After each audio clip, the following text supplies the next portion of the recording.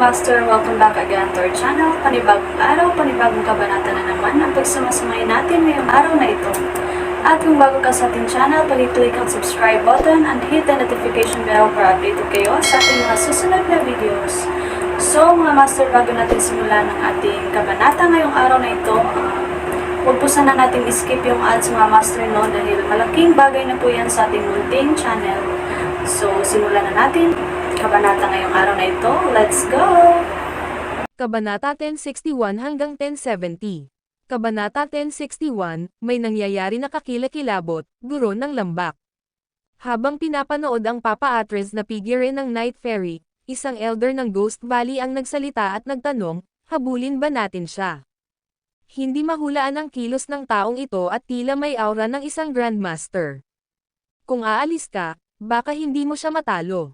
Sumulyap si Eleanor Pendleton kay Keller Radcliffe, na inilagay sa kotse, isama mo ang babaeng ito at tumungo ka sa Ghost Valley. Dahan-daang gumalaw. Pagkatapos kong pumatay, ako na ang bahala. Ayon sa utos mo, hinawakan ng matanda ang kanyang kutsilyo at tumanggo kay Eleanor Pendleton. Isama mo ang babaeng iyan at sumunod ka sa akin. Pagkatapos magsalita, ikinumpas niya ang kanyang braso. Agad silang pinalibutan ng mga kabalyero, isinakay si Keller Radcliffe sa isang kabayo at mabilis na umalis. Sa kalsada, naiwan ang isang sedan na kotse. Sa loob, isang driver ang nakaupong nakadilat ang mga mata, walang anumang senyales ng buhay. Mabilis na sumakay si Eleanor Pendleton sa kanyang maalab na kabayo, sa walang humpay na paghabol.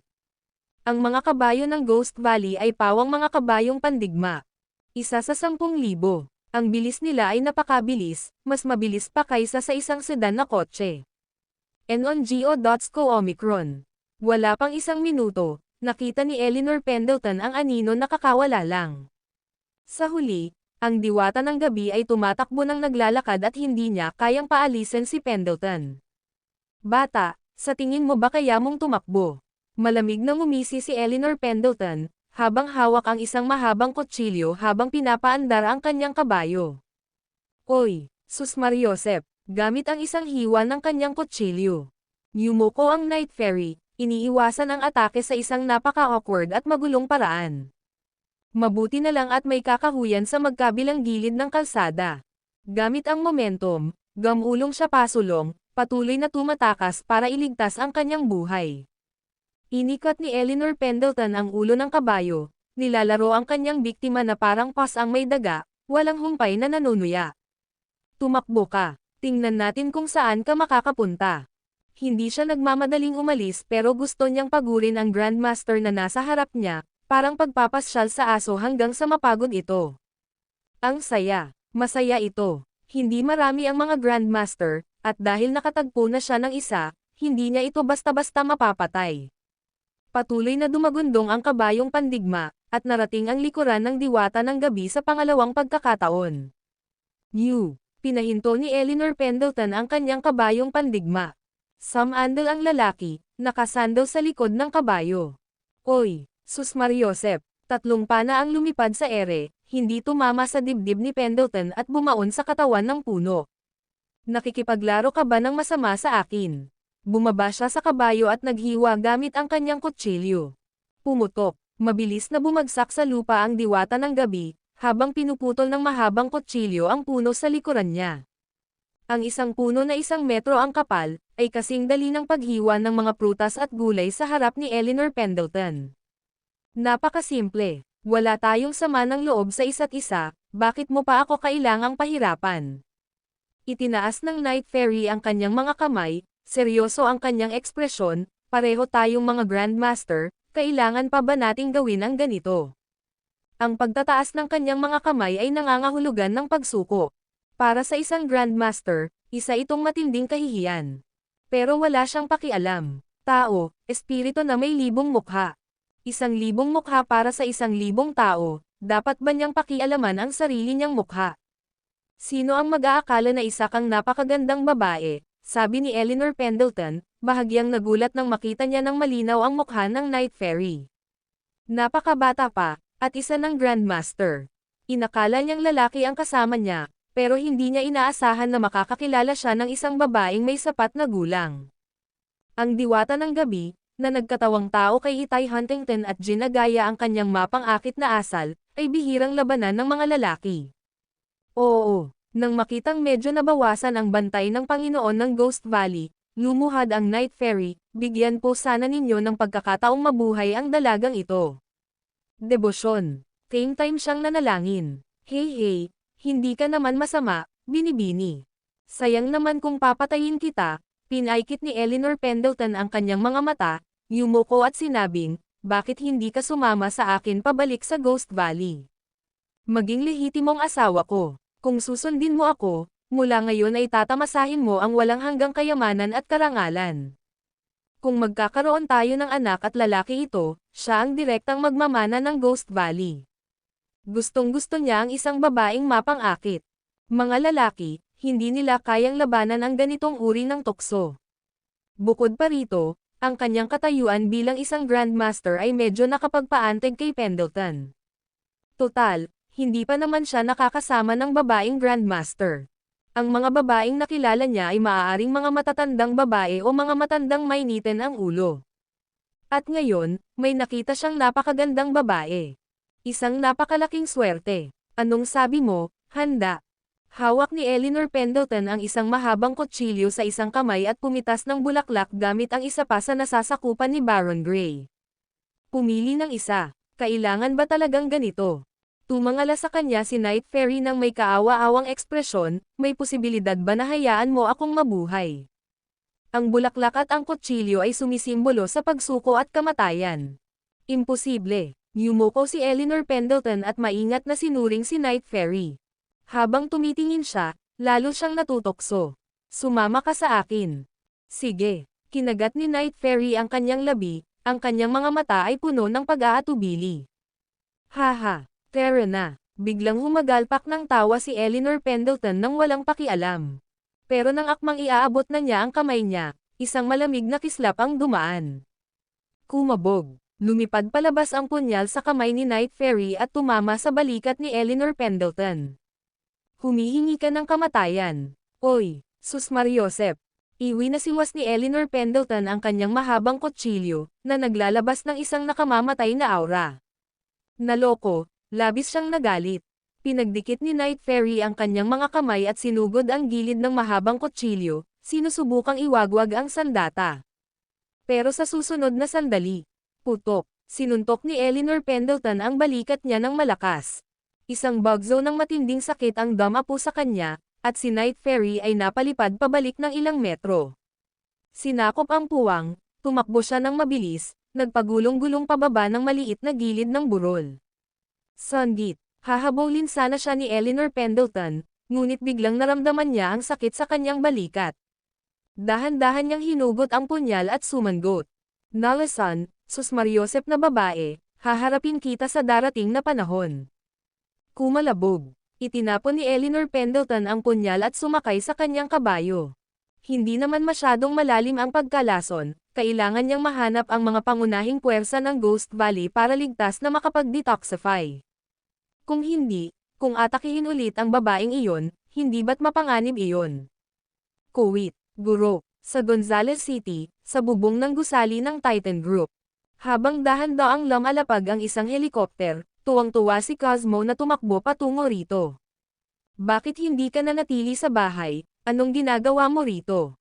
Bumaba ng eroplano sina Julius Reed at Aaron Jackson at nagulat silang makita si Cosmo. Guro, hindi ka namin makontak, nag-aalala ng husto si Ginang, kaya pinaponte niya ako para hanapin ka. Matamang tiningnan ni Cosmo si Julius Reed at nag-aalalang nagtanong, ayos ka lang ba?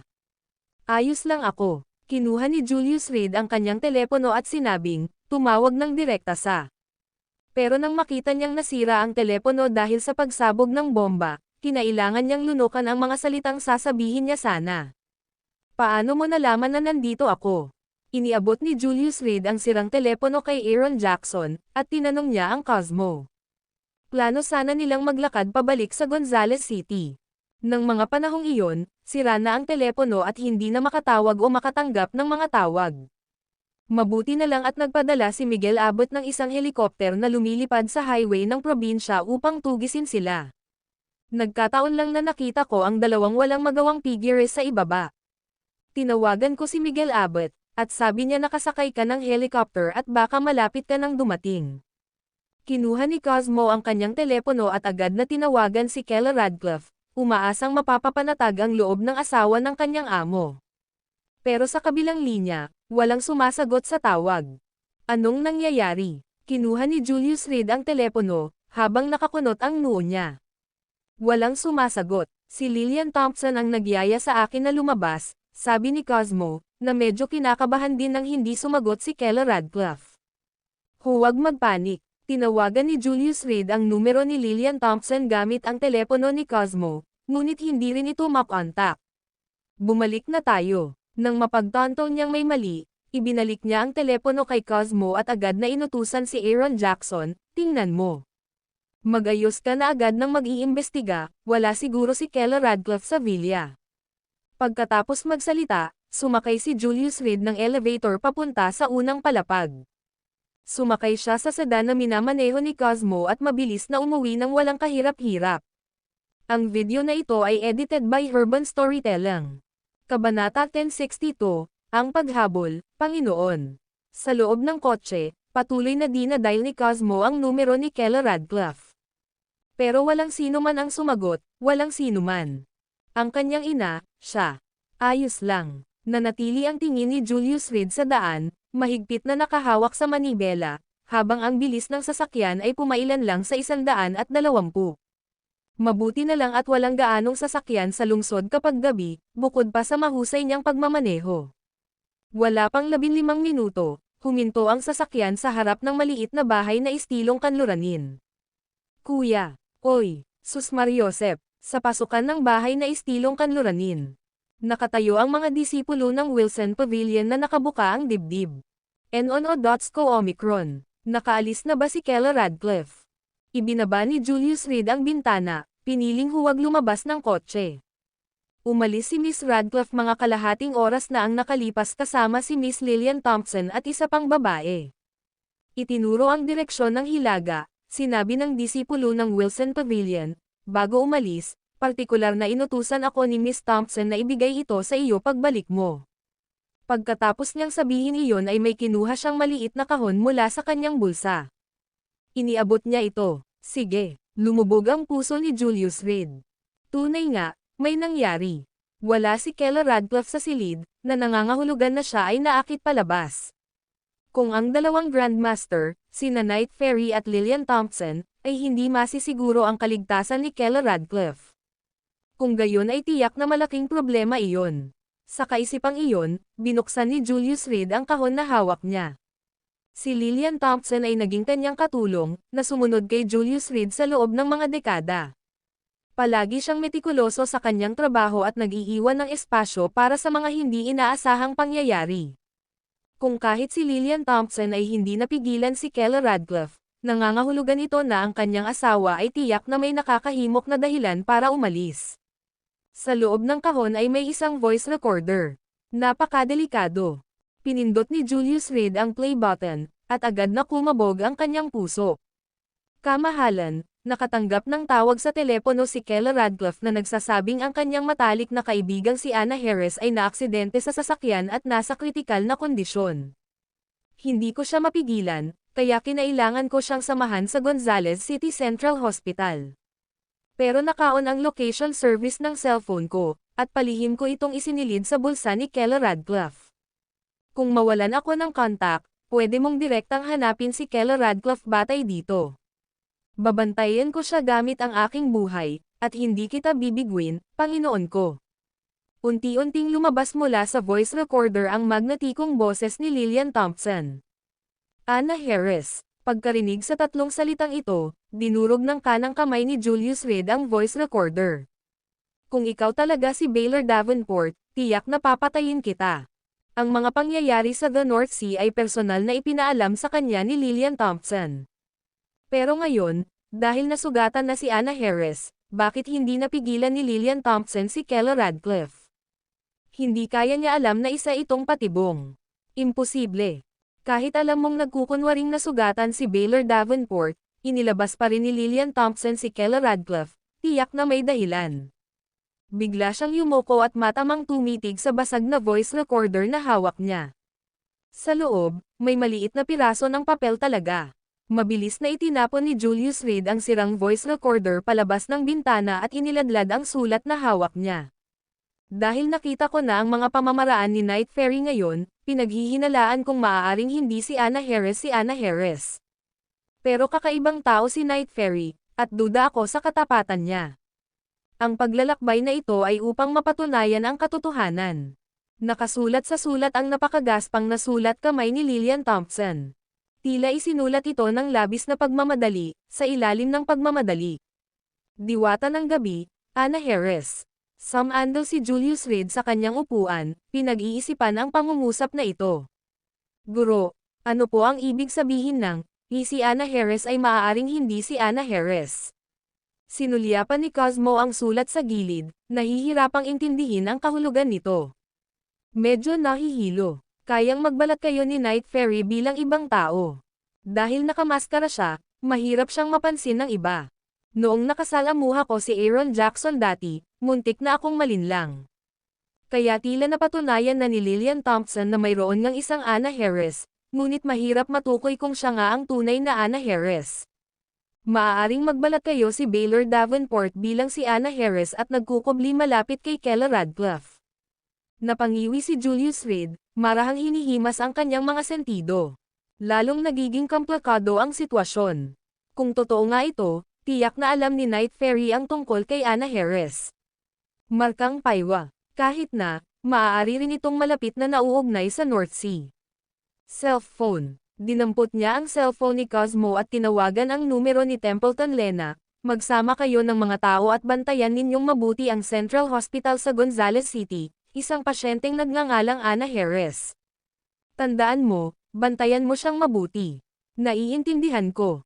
Sa telepono, narinig ang tensyonadong boses ni Templeton Lena. Mad Dragon, may problema ba? Hindi malinaw ang kinaroroonan ng asawa ko, at maaaring may kinalaman ito kay Anna Harris. Kapag natapos ko na ito, diretso na ako sa ospital para hanapin ka. Malalim na sabi ni Julius Reed, habang ginagawa mo yan, tingnan mo muna ang impormasyon ng lokasyon ni Lillian Thompson, at ipadala agad ang mga resulta sa teleponong ito kapag natanggap mo na ang mga ito. Napakahusay ni Templeton Lena sa pagsubaybay at paghahanap. Noon, ang departamento ng Panektik ng Seven Clouds Academy ay pinangungunahan ni Vanessa Pine, at si Templeton Lena naman ang humahawak sa pagbitay. Para sa kanya, maliit na bagay lang ang pagsuri sa impormasyon ng lokasyon. Pagkalipas ng 3 minuto, ipinadala ang lokasyon sa cellphone. Baliw na Dragon, ang target ay gumagalaw sa bilis na 50 kilometro bawat oras patungo sa lalawigan ng 5 ilog. Mukhang plano nilang umalis ngayong gabi. Agad na dumating ang tawag ni Lena sa Templeton. Mabuti. Tumanggaw si Julius Reed habang nakatingin sa screen, bantayan mong mabuti si Anna Harris. Kung kinakailangan, gumamit ng mga pambihirang hakbang. Opo, Ginoo. Pagkatapos ibaba ang tawag, tiningnan ni Julius Reed ang lokasyon sa cellphone at mabilis na tinansya ang ruta sa kanyang isipan. Dahil sa kasalukuyang sitwasyon, nahulaan niya na ang pag-atake na naranasan niya sa kalsadang probinsyal ay tiyak na may kaugnayan sa bagay na ito. Ang layunin ay panatilihin siyang nakatali sa kalsada. Para makaatake sila kay Kella Radcliffe sa panig na ito. Napakaingat na pagpaplano at maingat na pag-iisip. Bahagyang bumantong hininga si Julius Reed, mabilis na nagtakda ng lokasyon sa screen ng telepono gamit ang kanyang mga daliri. Mula nang malaman niyang hindi nagkataon ang kanyang pagdating sa Gonzales City, sinimulan niyang maging pamilyar sa mga kalye at lupain ng Gonzales City. Kamakailan lamang, ipinadala ng Thunder Peak Hall ang pamilyang Roosevelt upang makipagnegosasyon sa Business Alliance. Lalo nitong pinatibay ang mga iniisip ni Julius Reed. Tiyak na may itinatago ang Gonzales City. At ang bagay na ito ay napakahalaga. Kinailangan niyang lubos na maunawaan ang ayos ng Gonzales City upang maiwasan ang pagsasamantalahan ng mga taong may lihim na motibo.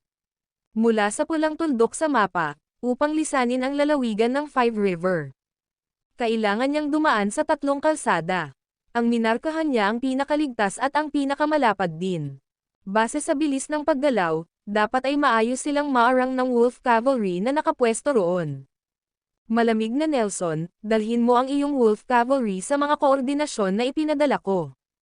Kung may dadaan, pigilan mo agad sila. Tinawagan ni Julius Reed si Cold Nelson, sinimulang igalaw ang kanyang mga pyesa. Ang pangkat na ito ng Wolf Cavalry, na orihinal na nilalayong harapin ang North Sea Cavalry, ay ginagamit na ngayon upang iligtas si Keller Radcliffe. Panginoon ko, sino po ang kalaban? Tanong ni Cold Nelson. Hindi sigurado, pero, kahit sino pa siya, kung lalaban siya, patayin mo agad siya. Matapos, ibinato ni Julius Reed ang telepono kay Cosmo, at nagmaneho palayo patungo sa lokasyon ng pulang tuldok. Hindi kalayuan sa kanila ang target, mahigit 30 kilometro lang. Sa normal na bilis, dapat ay makahabol si Julius Reed sa loob ng halos kalahating oras. Kaunting tambutso lang ang iniwan ng sedan, na sumisipol palayo sa kalaliman ng gabi. Pagkatapos niyang umalis, ang diwata ng gabi, na nagbalat kayo bilang Itay Huntington, ay napahawak sa kanyang dibdib at lumitaw sa pasukan ng mansyon. Binibining Huntington, natural na nakilala ng mga disipulo na nagbabantay sa pinto si Itay Huntington. Regular siyang bumibisita rito. Masama ba ang pakiramdam mo?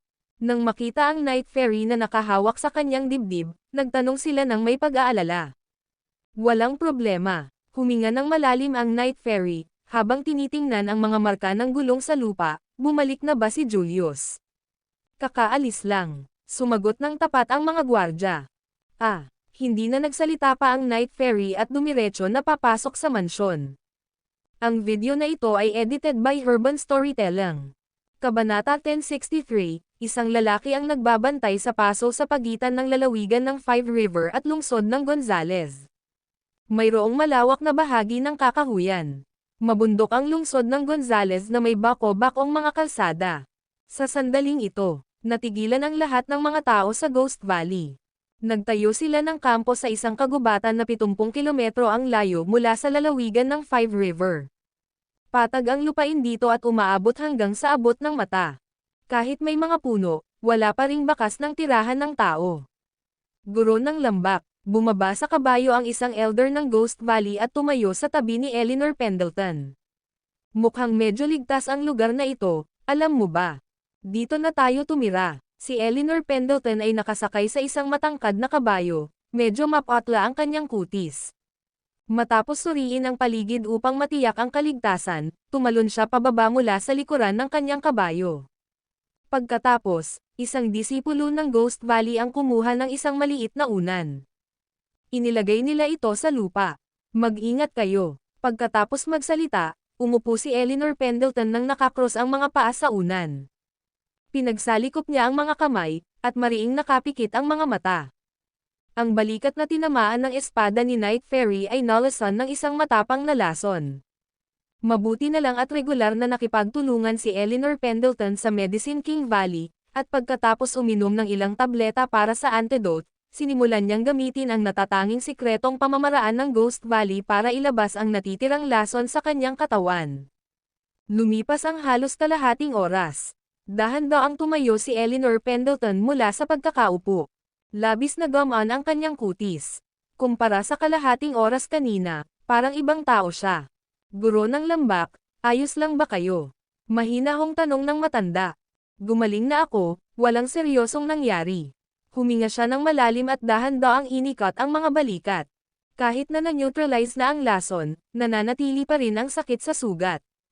Tumagos ang talam hanggang buto. Babaeng maldita. Maaga o huli, pagsisisihan mo ito. Habang iniisip ang pagtambang sa kakahuyan, mapait na nagmura si Eleanor Pendleton. Pagdaan niya sa isang grupo ng mga kabalyeriya, nilapitan niya si Keller Radcliffe. Sa sandaling iyon, si Keller Radcliffe ay tumilapon sa likod ng isang kabayo, nakapikit, at wala ng malay. Malakas ang suntok ni Night Fairy. Kung mas malala lang sana ng kaunti, baka nakamamatay na sana. Hindi naman masama. Kaya pala gustong-gusto na siyang angkinan ng anak ko. Nakatayo si Eleanor Pendleton nang wala pang kalahating metro ang layo mula kay Keller Radcliffe, sinusuri siya. Ang babaeng nasa harap niya, kahit wala ang kaakit-akit na anyo ng babaeng Grandmaster mula sa kakahuyan. Nagkaroon ng ibang uri ng alindog. Para gamitin ka bilang aking alchemical crucible, medyo nag-aalangan ako. Sa kabila ng kanyang edad, mahilig pa rin siya sa mga kalayawan ng laman. Ang kaisipang masisiyahan sa kagandahang ito pagbalik sa Ghost Valley ng gabing iyon. Medyo natuwa si Eleanor Pendleton. Inilabas niya ang kanyang sikretong pamamaraan mula sa kanyang sinapupunan at, gamit ang liwanag ng buwan, sinimulan itong tingnan. Kalimutan mo na yan. Bigla, isinara ni Eleanor Pendleton ang sikretong pamamaraan at ibinalik ito sa kanyang dibdib. Kailangan nating maglakbay sa buong gabi at araw upang marating ang Ghost Valley bago magbukang liwayway. Pagkasabi niyan, sumakay na siya sa kanyang matangkad na kabayo. Lumabas ka. Kasabay ng pagwagayway ng bandila ng pamumuno ng nakatatanda, 1,000 kabalyeriya ang agad na nagsimulang tumakbo. Kuwit, soberano, ang katotohanang huminto ang kaaway sa posisyong ito ng kalahating oras, maaari kayang may hindi inaasahang pangyayari. Nang magmaneho si Julius Reed sakay ng kanyang karwahe patungo sa itinakdang lokasyon. Dumating na si Cole Nelson kasama ang mahigit 100 Wolf Cavalry, na humahawak sa sangandaan ng kalsada. Hindi, kung gusto nilang umalis sa Five River Province, ito lang ang paraan para makaalis sila. Kung hindi nila dadaanin ang rutang ito, kailangan nilang sumakay ng helikopter. Lumabas si Julius Reed ng kotse at tumayo sa harap ni Cole Nelson, sinusuri ang kumikislap na pulang tuldok sa mapa. Kanina pa niya ito binabantayan habang nagmamaneho. Nang tumigil ang pulang tuldok ng kalahating oras at saka nagpatuloy sa pag-ikot nito. Wala pang 5 minuto ang layo nila sa amin. Tinansya ni Cole Nelson batay sa bilis ng pag-usad ng pulang tuldok. Sovereign, mayroon ka bang anumang impormasyon tungkol sa kanila? Maagang maaga pa lang, nakatanggap na siya ng mga utos mula kay Julius Reed. Upang pamunuan ang pinakamabangis sa Wolf Cavalry, sumugod sila magdamag patungong Five River Province. Ang mahigit 100 lalaking ito ang pinakamagaling sa lahat. Kahit ang isang Grandmaster ay mahihirapan na harapin ang atake ng ganito karaming lalaki. Walang kaalam-alam. Lahat ng mga isinaayos kong manatiling malapit kay Keller Radcliffe ay tumahimik na. Minasahe ni Julius Reed ang kanyang mga sentido nang may pakiramdam ng kawalan ng magawa, habang nakatingin sa screen ng telepono, sana walang nangyari. Walang balita mula kina Lillian Thompson at Night Fairy. Hindi sila lubos na maabot. Magiging malinaw lang ang lahat pagkatapos maghintay ng 5 minuto pa. Huff, huminga ng malalim si Julius Reed, sinusubukang pakalmayan ang sarili niyang tensyonadong emosyon. Siguradong ligtas si Keller Radcliffe. Lumingon siya, binuksan ang trunk ng kotse, at kinuha ang 2 bandila na may gintong dragon na lumulunok sa araw. Kailangan natin silang bigyan ng babala, kahit papaano. Pagkatapos magsalita, naglakad si Julius Reed papunta sa gitna ng kalsada at matatag na itinanam ang 2 bandila sa bangkite sa ilalim ng kanyang mga paa. Maghiwa-hiwalay. Oy, Sus Mariosep, sa kanyang utos, mahigit 100 miyembro ng Wolf Cavalry ang agad na naglaho sa kalsada. Nakatayo sa gitna ng kalsada si Cole Nelson kasama si Julius Reed. Guro, kailangan ba nating ibalik si Lillian Thompson sa 10,000 Mountain Alliance? Tahimik niyang tanong. Ayon sa mga batas ng 10,000 Mountain Alliance, ang mga katulong ay hindi pinapayagang lumabas ng mag-isa. Kapag umalis na sila, isa na itong parusang kamatayan. Hindi na kailangan sa ngayon. Umiling si Julius Reed, hindi rin ligtas ang loob ng 10,000 Mountain Alliance. Siya nga pala, nakikipagtulungan ba si Eli Ezerpine? Noong huling tawagan niya si Cole Nelson, kakabalik lang ni Eli Ezerpine sa DeMarco Mount. Kahit planong ilipat ang Wolf Cavalry. Ngunit dahil sa kanyang utos, si Eli Ezerpine ay nauwi sa pagkakakulong sa DeMarco Mount. Medyo matulungin siya. Tumango si Cole Nelson, seryoso ang mukha, bagamat nandito siya sa kwarto mo, pakiramdam ko ay may hindi ganoon ka-simple. Bakit bumalik si Eli Ezerpine sa DeMarco Mount matapos ang mahabang pagkawala? At sa sandaling bumalik siya, gusto niyang makuha ang kontrol sa mismong pundasyon ng 10,000 Mountain Alliance, ang Wolf Cavalry. Ang seguridad ng buong DeMarco Mount ay umaasa sa bantay ng Wolf Cavalry. Ang hukbong ito, na magiting sa labanan at direktang nasa ilalim ng pamumuno ng pinuno ng 10,000 Mountain Alliance, ay nagdulot ng takot sa maraming paksayon. Sa loob ng maraming taon, hindi kailanman pinayagan ni Julius Reed ang sinuman na makialam sa Wolf Cavalry. Ngunit ngayon, si Eli Ezerpine ay naglakas loob na kumilos, balak niyang ilipat ang Wolf Cavalry. Isang kasuklam-suklam na pagtataksil. Hindi mo na kailangang magtanong patungkol sa Eli Ezerpine.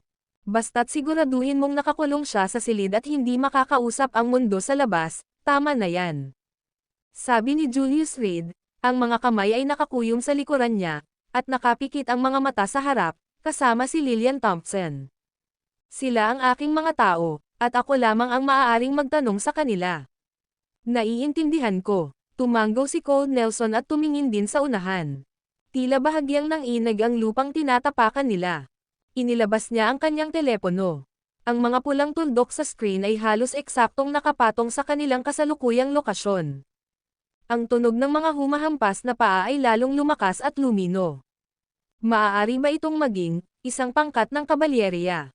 Bilang commander ng Wolf Cavalry, pamilyar na pamilyar si Cole Nelson sa tunog na ito. Kung pakikinggan ang ingay, malamang ay may humigit kumulang 1,000 sakay. Ano sa tingin mo, natatakot ka ba? Nakangiting tanong ni Julius Reed. Kahit na may 10,000 mangangabayo, wala pa rin akong iiwan na nakabaluti. Sumakay si Cole Nelson sa kanyang kabayo, ang mahabang sibat sa kanyang kamay ay kumikislap na may lamig. Ang sibat ay uhaw sa dugo. Mapangahas siyang tumayo, hawak ang espada at nakapatong sa kanyang kabayo. Tumigil ka. Nang makita ng mga nangungunang tauhan ng Ghost Valley ang dalawang bandila sa gitna ng kalsada, dahan-dahan nilang itinigil ang kanilang pagsulong. Anong nangyayari? Isang matanda, na nakasakay palapit, ang sumigaw sa mga sundalong nasa unahan, bakit tayo tumigil? Matatanda, tingnan mo. Isang Ghost Valley disciple ang tumuro sa unahan. On 0, S0. Ang dalawang bandila, sa ilalim ng liwanag ng buwan, lalo silang nakasisilaw. May tao riyan. Isang matalas na Ghost Valley disciple ang bumulalas, isang nag-iisang sakay ang nakaharang sa gitna ng kalsada. Sa kanyang paalala, pinaikit ng matanda ang kanyang mga mata. Mas malapitang pagtingin. Tunay nga, sa likod ng dalawang bandila ay nakatayo ang isang nag-iisang figure at isang kabayo. Isang mahabang sibat ang kumikinang na may malamig na kislap. Kayang hawakan ng isang tao ang daanan laban sa 10,000. Maestro ng lambak, may paparating na sitwasyon. Hindi nang ahas na mag-antala ang matanda at agad na humarap upang magulat kay Eleanor Pendleton. May naghahanap ba ng gulo sa Ghost Valley ko? Pagkatapos makinig, napangisi si Eleanor Pendleton. Hawak niya ang kanyang mahabang espada at dahan-daang itinulak ang kanyang kabayong pandigma pasulong. Nilulunok ng gininto ang dragon ang mga bandila ng araw. Pero nang makita niya ng malinaw ang dalawang bandila sa gitna ng kalsada, nagulat siya at natigilan. Ang video na ito ay edited by Urban Storytelling. Kabanata 1064, lumilitaw ang kabalyeriya ng lobo sa ilalim ng liwanag ng buwan. Ang gininto ang dragon na lumalamon sa sun banner ay iwinagayway sa hangin. Kumakaluskos ng malakas, kahit sa mahinang liwanag, kahit sa malayo. Pero nakilala ni Eleanor Pendleton ang bandilang iyon sa isang sulyap, ang gininto ang dragon na lumalamon sa araw. Bagamat isang sekta ang Ghost Valley, ang mga disipulo nito ay nakakalat sa buong mundo. Sa kasagsagan ng kasaganaan ng Seven Clouds Academy, nagkaroon din sila ng mga alitan sa akademya. Noong isang piling disipulo ng Ghost Valley ang napatay, isang elder ang personal na pumunta sa Seven Clouds Academy upang humingi ng hustisya. Ang resulta, kinabukasan ay dinala siya pabalik. Nabali ang bawat buto sa kanyang katawan. Wala ni isa ang buo. Ikinabahala pa nga ng insidenteng ito ang ilan sa mga makapangyarihang tao sa likod ng Ghost Valley. Ang pagpatay sa isang matanda ay isang kahihiyan na hindi naranasan ng Ghost Valley sa loob ng daan-daang taon. Gayunpaman, nang suriin ng mga makapangyarihang figure ang mga pinsala ng yumaong matanda, lahat sila ay natahimik. Pagkatapos, naglabas pa ng utos ang Ghost Valley para maiwasan ang alitan sa Seven Clouds Academy. Hindi nagtagal, nilinis ang mundong ilalim. Tanging ang masunuring mga disipulo ng Ghost Valley lamang ang naligtas.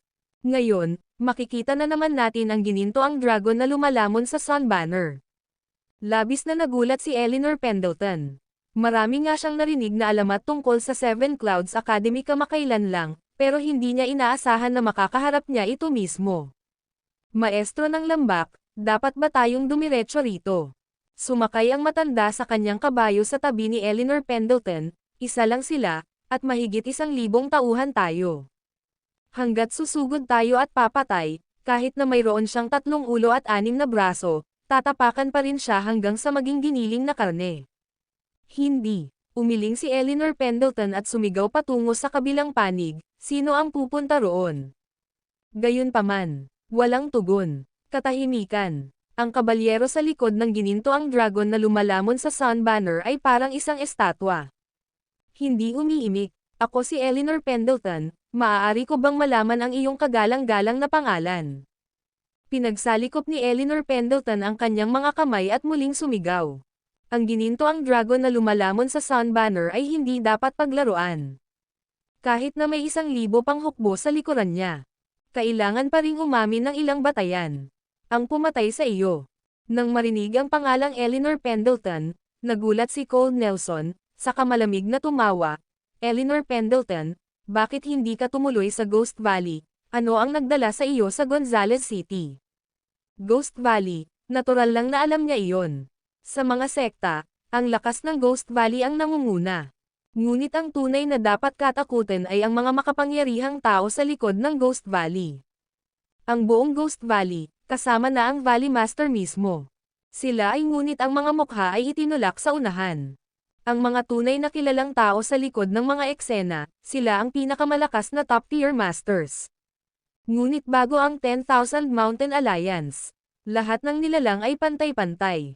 Kahit ano pa ang lakas o kahinaan, dalawa lang ang pagpipilian.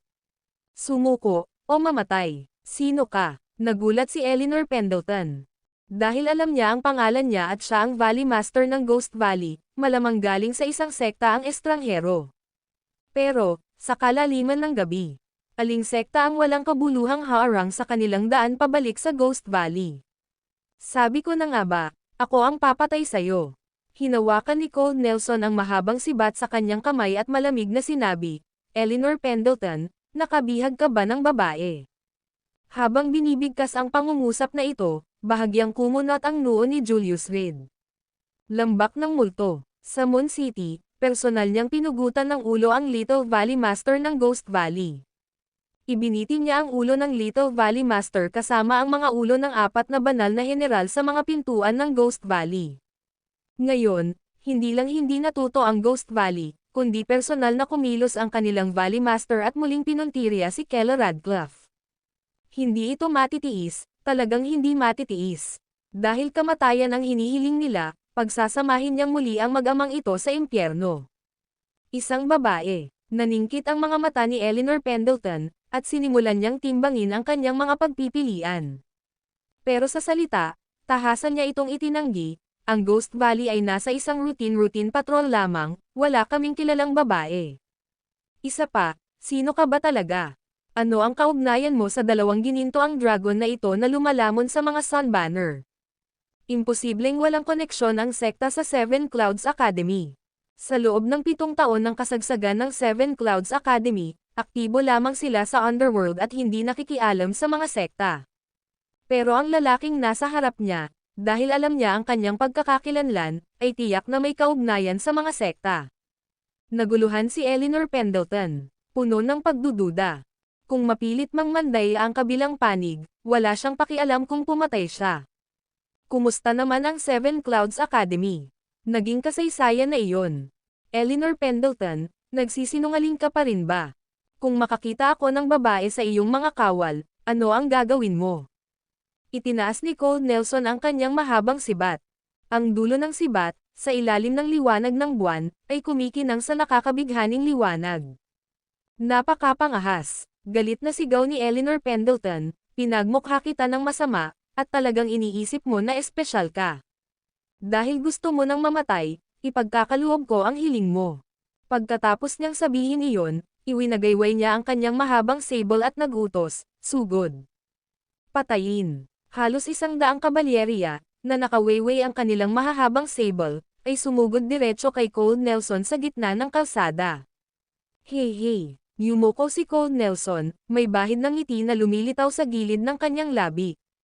Bigla, itinaas niya ang kanyang mahabang sibat at buong bangis itong inihagis paarap. Kumabog. Ang mahabang sibat ay tumagos sa katawan ng tatlong disipulo ng Ghost Valley bago bumagsak sa lupa. Sa 100 kalalakihan, 3 ang napatay. Hindi ito nagdulot ng takot. Ang mga natitirang lalaki, na may mas matinding hangarin na pumatay at galit, ay sumugod. Umalangaw-ngaw ang dagandong ng mga kuko ng kabayo.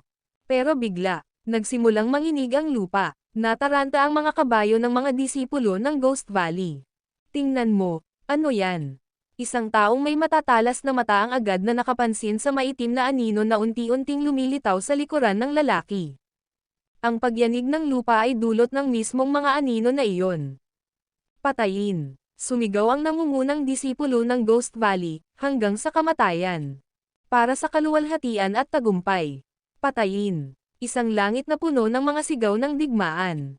Halos 100 kabalyeriya ang nasa isang baliw na pagtakbo. At ang mga anino na iyon ay papalapit ng papalapit.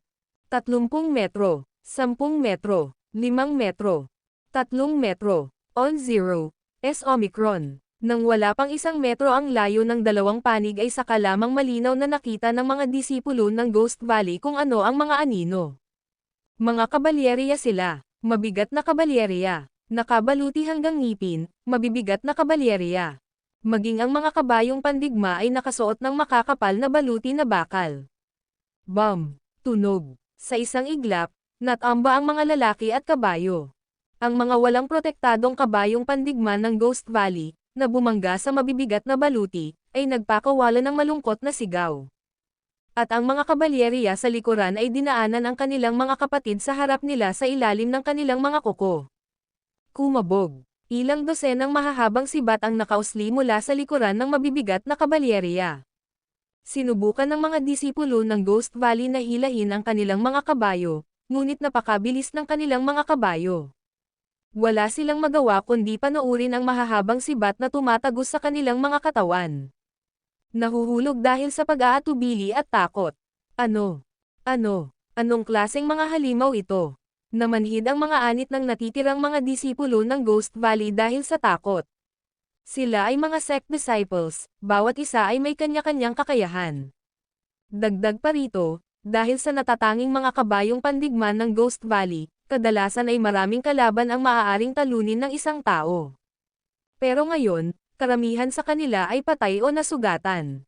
At ang mabibigat na kabalyeryang iyon ay tila walang sugat. Umatras. Sa wakas, hindi na nakayanan ng nangunguna ang pressure at tumalikod upang tumakas. Tumawa ng malamig si Cole Nelson, walang matitira. Umungol. Mabilis na naghiwa-hiwalay ang mabibigat na kabalyerya. Sa likuran nila, isang serye ng maitim na anino ang lumabas na parang kidlat. Ang bilis, 3 beses pang ang mas mabilis kaysa sa mga kabayong pandigma ng Ghost Valley. Kumabog. Sunod-sunod na tunog ang dumating. Marami sa mga disipulo ng Ghost Valley ang hindi man lang nagkaroon ng oras para lumingon bago tuluyang pumikit. Pagkalipas ng 5 segundo, sa pagitan nina Elinor Pendleton at Cole Nelson, ilang dosenang kabayong pandigma na walang mga Panginoon na natitira. Hindi sila mapakali, hindi mapakali. Walang tigil ang pagtama ng kanilang mga kuko sa lupa. Sandit, huminga ng malalim si Elinor Pendleton, hindi maipaliwanag ang kanyang pagyanig.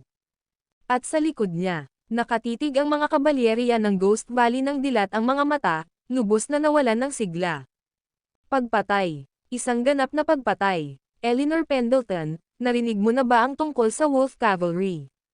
Dahan-daang sumakay si Cole Nelson sa kanyang kabayo papunta sa gitna ng kalsada, at mula sa bangkay sa lupa, hinugot niya ang sarili niyang mahabang sibat.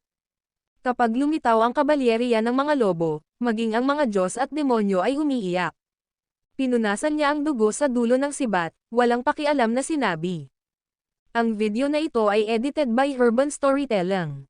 Kabanata 1065, Pagdurog, Markang Paywa.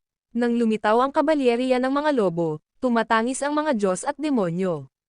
Nawala ang mga ngiti ng mga bodhisattva, at ang hari ng impyerno ay nagiging kulay abo sa magdamag. Ang kasabihang ito ay naipasa sa loob ng sekta sa loob ng libu-libong taon. Para tatandain ang Panginoon ng daigdig ng mga patay sa magdamag dahil sa pag-aalala. Nagpapakita kung gaano kabanggas ang kabalyeryang lobo. Nang sila'y maglakbay, patawid sa 4 na dagat at 8 disyerto, wala silang iniwan kundi kapatagan. Nagkalat ang mga bangkay, at umaagos ang dugo sa mga ilog. Kabalyerya ng lobo, isang pag-iral na nagpapabago ng mukha kapag nababanggit. Ang pinakahuling insidente na kinasangkutan nila ay ang pagkawasak ng North Sea. Sinasabing, nasa magdamag, ang mataong North Sea ay halos malipol. Isa sa 10 ang nakaligtas. Ngayon, nang marinig na ang paparating na kabalyerya ay ang Wolf Cavalry. Ang mga disipulo ng Ghost Valley ay takot na kaya't ang kanilang mga binti ay naging parang jelly. Ang ilan ay hindi na nga kayang humawak ng kanilang mga espada. Matagal nang nakabaon sa kanilang mga puso ang isang likas na takot. Iyan ang Wolf Cavalry, ang pinakamatapang at pinakamahuhusay sa laban ng kabalyero sa mundo, kilala sa kanilang kalupitan. Ang Wolf Cavalry ang pinahahalagahang sandata ng 10,000 Mountain Alliance, ang lakas ng loob mong magsalita ng ganyang kabaliw. Ginawa ni Elinor Pendleton ang lahat para pakalmayan ang sarili. Hindi pa niya nakikita ang Wolf Cavalry. Karamihan sa mga nakaranas nito ay halos patay na. Walang bakas ng mga ito na naiwan. Pero isang bagay ang tiyak sa kanya. Ang Wolf Cavalry ang pinakamalakas na puwersang pandepensa ng 10,000 Mountain Alliance. Hindi sila madaling ma-deploy. At kung wala ang utos ng Santo Lord, ang Death Squadron na ito ay hindi kailanman aalis sa kanilang kuta. Ang isang pinahahalagahang sandata ay may halaga. Talaga bang itatalaga ang Wolf Cavalry para sa isang ordinaryong babae? Malaking biro yan. Kahit malakas ka, ang ating Ghost Valley ay may Grandmaster. At tingnan mo ang mga numero, mas marami kaming nahihigitan sa inyo. Inipon ni Elinor Pendleton ang kanyang lakas, sinusubukang palakasin ang moral ng kanyang mga kabalyerya sa likuran niya. Magsalita ka, sino ka ba talaga? Tumahimik ang mga kalye. Tanging ang ungol ng mga kabayong pandigma ang natitira. Kabalyerya ng lobo. Itinaas ni Cold Nelson ang kanyang mahabang sibat at ngumiti kay Elinor Pendleton, hanggang ngayon, hindi ka pa rin naniniwala. Pagkatapos niyang magsalita, dahan-dahan niyang itinaas ang kanyang mahabang sibat. Oy, Sus Mariosep, sa likuran niya, sabay-sabay na binunot ng kabalyeryang lobo ang kanilang mga espada. Sa liwanag ng buwan, mahigit 100 mahahabang talam ang kumikislap na may nakakapangilabot na liwanag, na nagpapadala ng panginginig sa gulugad. Ang mga disipulo ng Ghost Valley ay nababalot ng malamig na pawis, hindi nangangahas na huminga ng masyadong malakas. Isang mapang-ipang pakiramdam, isang napakalaking presyon, na parang daluyong, ang hamampes sa kanila. Ang ilan ay hindi nakapagpigil at tahimik na pinunasan ang kanilang pawis gamit ang kanilang mga manggas. Sino ka ba talaga? Tumingin si Elinor Pendleton kay Cold Nelson, medyo ayaw pumayag. Sir, ano nga ba ang relasyon ninyo sa Seven Clouds Academy? Nilunok ng gininto ang dragon ang watawat ng araw, maliban sa mga mula sa Seven Clouds Academy, wala nang iba pang gagamit nito. Kaaway ito ng lahat. Ang pampublikong kaaway ng buong mundo ng mga patay. Sino mang maglakas loob na gumamit ng bandilang ito ay tiyak na papatayin. Nasabi ko na, tayo ang Wolf Cavalry. Tumingin si Cold Nelson kay Elinor Pendleton at walang pakialam na sinabi, ibigay mo siya, at iiwan kong buo ang katawan mo. Ang katapangan. Kahit ang isang bodhisattva na parang putik ay may kislap ng galit, lalo na ang mapagmataas na Valley Master ng Ghost Valley. Huminga ng malalim si Elinor Pendleton, iwinasiwas ang kanyang mahabang espada, at umungal, dalhin mo siya rito. Ilang sandali pa, isang walang malay na si Keller Radcliffe ay pinangunahan ng mga disipulo ng Ghost Valley papunta sa unahan. Siya ba yan? Ngumisi si Elinor Pendleton at sinabing, kung oo nga, pasensya na, hindi ko siya maibibigay sa iyo. Ang lakas ng loob mo. Nagulat si Cold Nelson nang makita si Keller Radcliffe. Hindi lang siya sigurado kung ang asawa ng Santong Panginoon ay nasaktan o hindi. At talaga, kung gayon, tingnan natin kung maglalakas loob ako o hindi. Inutusan ni Elinor Pendleton ang isa sa mga elder sa likuran niya, kung matatalo tayo, patayin mo siya agad. Opo, Ginoo. Binunot ng matanda ang mahabang kutsilyo mula sa kanyang baywang, at itinapat sa leeg ni Keller Radcliffe. Handang sumuko sa isang utos lang. Kabalyeriya ng lobo. Habang nakatingin kay Cole Nelson, si Eleanor Pendleton ay nagsalita ng may paghamak, "Hindi ako naniniwala. Mga bata, salakayin ninyo." Dahil doon, sumugod siya, walang iniwang anuman kundi alikabok. Patayin. Napuno ang langit ng mga sigaw ng digmaan. Sumugod ang Valley Master, binigyang inspirasyon ang mga disipulo ng Ghost Valley sa likuran niya na parang hinaluan ng bangis ng isang galit na manok. Tumatakbo pasulong habang nakataas ang mga espada. Sugod na. Nag-atubili noong una si Cole Nelson, ngunit nang makita niyang kumilos si Julius Reed, agad niyang pinakawalan ang kanyang walang hanggang puot. "Patayin ninyo ang lahat ng mga anak ng babaeng ito." Markang paywa. Umungol. Mabilis na nakahanay ang Wolf Cavalry. Mabigat na kabalyeriya sa unahan, magaang kabalyeriya sa likuran. Sa harap ng pagsalakay mula sa Ghost Valley, nanatiling hindi sila natinag. Nang ang dalawang panig ay wala pang 10 metro ang layo, nagsimulang sumulong ang mabibigat na kabalyeriya. Kumalabog. Kumislap ang isang kislap. Umikot ang mahabang espada ni Eleanor Pendleton sa kanyang kamay, hiniwa ang baluti ng dalawang mabibigat na sakay ng Wolf Cavalry. Sila ay pinalipad, ang mga paa at kamay at laman ay nagkapira-piraso. Pero agad na naglapitan ang mga lalaking nasa likuran nila. Grandmaster. Ang isang atake lang ng isang Grandmaster ay kayang pumatay ng 2 tao. May isip lamang ng isa kung anong klaseng eksena ang magiging kaharap ng mga ordinaryong disipulo ng Ghost Valley ang Wolf Cavalry. Sa malapitang labanan, nagbanggaan ang mga talon at sibat. Sandaling natamba ang mga lalaki at mga kabayo. Napuno ng alikabok at ingay ang hangin. Pagkatapos ng maikling labanan ng pagpatay, pinunasan ni Eleanor Pendleton ang dugo sa kanyang mukha at tiningnan ang bahagyang baluktot nitong mahabang talam. Nayanig siya ng husto sa loob. Sa paglingon, hindi mabilang na mga disipulo ang nakahandusay na patay o sugatan. Wala pang 500 ang natira. At sa kabalyeryang lobo, wala pang 10 ang napatay. Putok. Noon lang, ang matandang namamahala sa pagbabantay kay Keller Radcliffe ay nakaramdam ng isang madilim na figure na kumislap sa harap ng kanyang mga mata. Pagkatapos, sumabog ang matinding sakit mula sa kanyang dibdib. Ang kanyang katawan ay lumipad pabaliktad. Namatay siya agad. Hinawakan ni Julius Reed si Keller Radcliffe at tumalon sa ere, lumapag sa lupa. "Ibalik mo sa akin ang babaeng iyan." Malakas na sigaw ni Eleanor Pendleton, pinangunahan ang mga disipulo ng Ghost Valley sa isa pang pagsalakay. Naglakbay siya ng libu-libong milya patungong Gonzales City para sa babaeng nasa harap niya. Kung siya ay dinukot, hindi ba't nasayang ang kanyang paglalakbay? "Sus Mariosep, matagal na kitang tiniis." Iwi na siwas ni Cole Nelson ang kanyang mahabang sibat at sumugod na parang kidlat. Kumalabog. Nagbanggaan ang talon at sibat. Si Eleanor Pendleton, nasugatan na, ay natigilan sa napakalaking puwersa at agad na nakaramdam ng pananakit sa kanyang balikat. Pero hindi siya binigyan ni Cole Nelson ng kahit anong pagkakataon, at itinutok ang kanyang mahabang sibat ng malapad. Putok. Sa isang iglap, tinamaan ng hawakan ng sibat sa dibdib si Eleanor Pendleton, na nagpalipad sa kanya. Samantala, sinimulan na ng Wolf Cavalry na anihin ang buhay ng mga disipulo ng Ghost Valley. Mahigit 100 lalaki ang nakapalibot sa mahigit 400.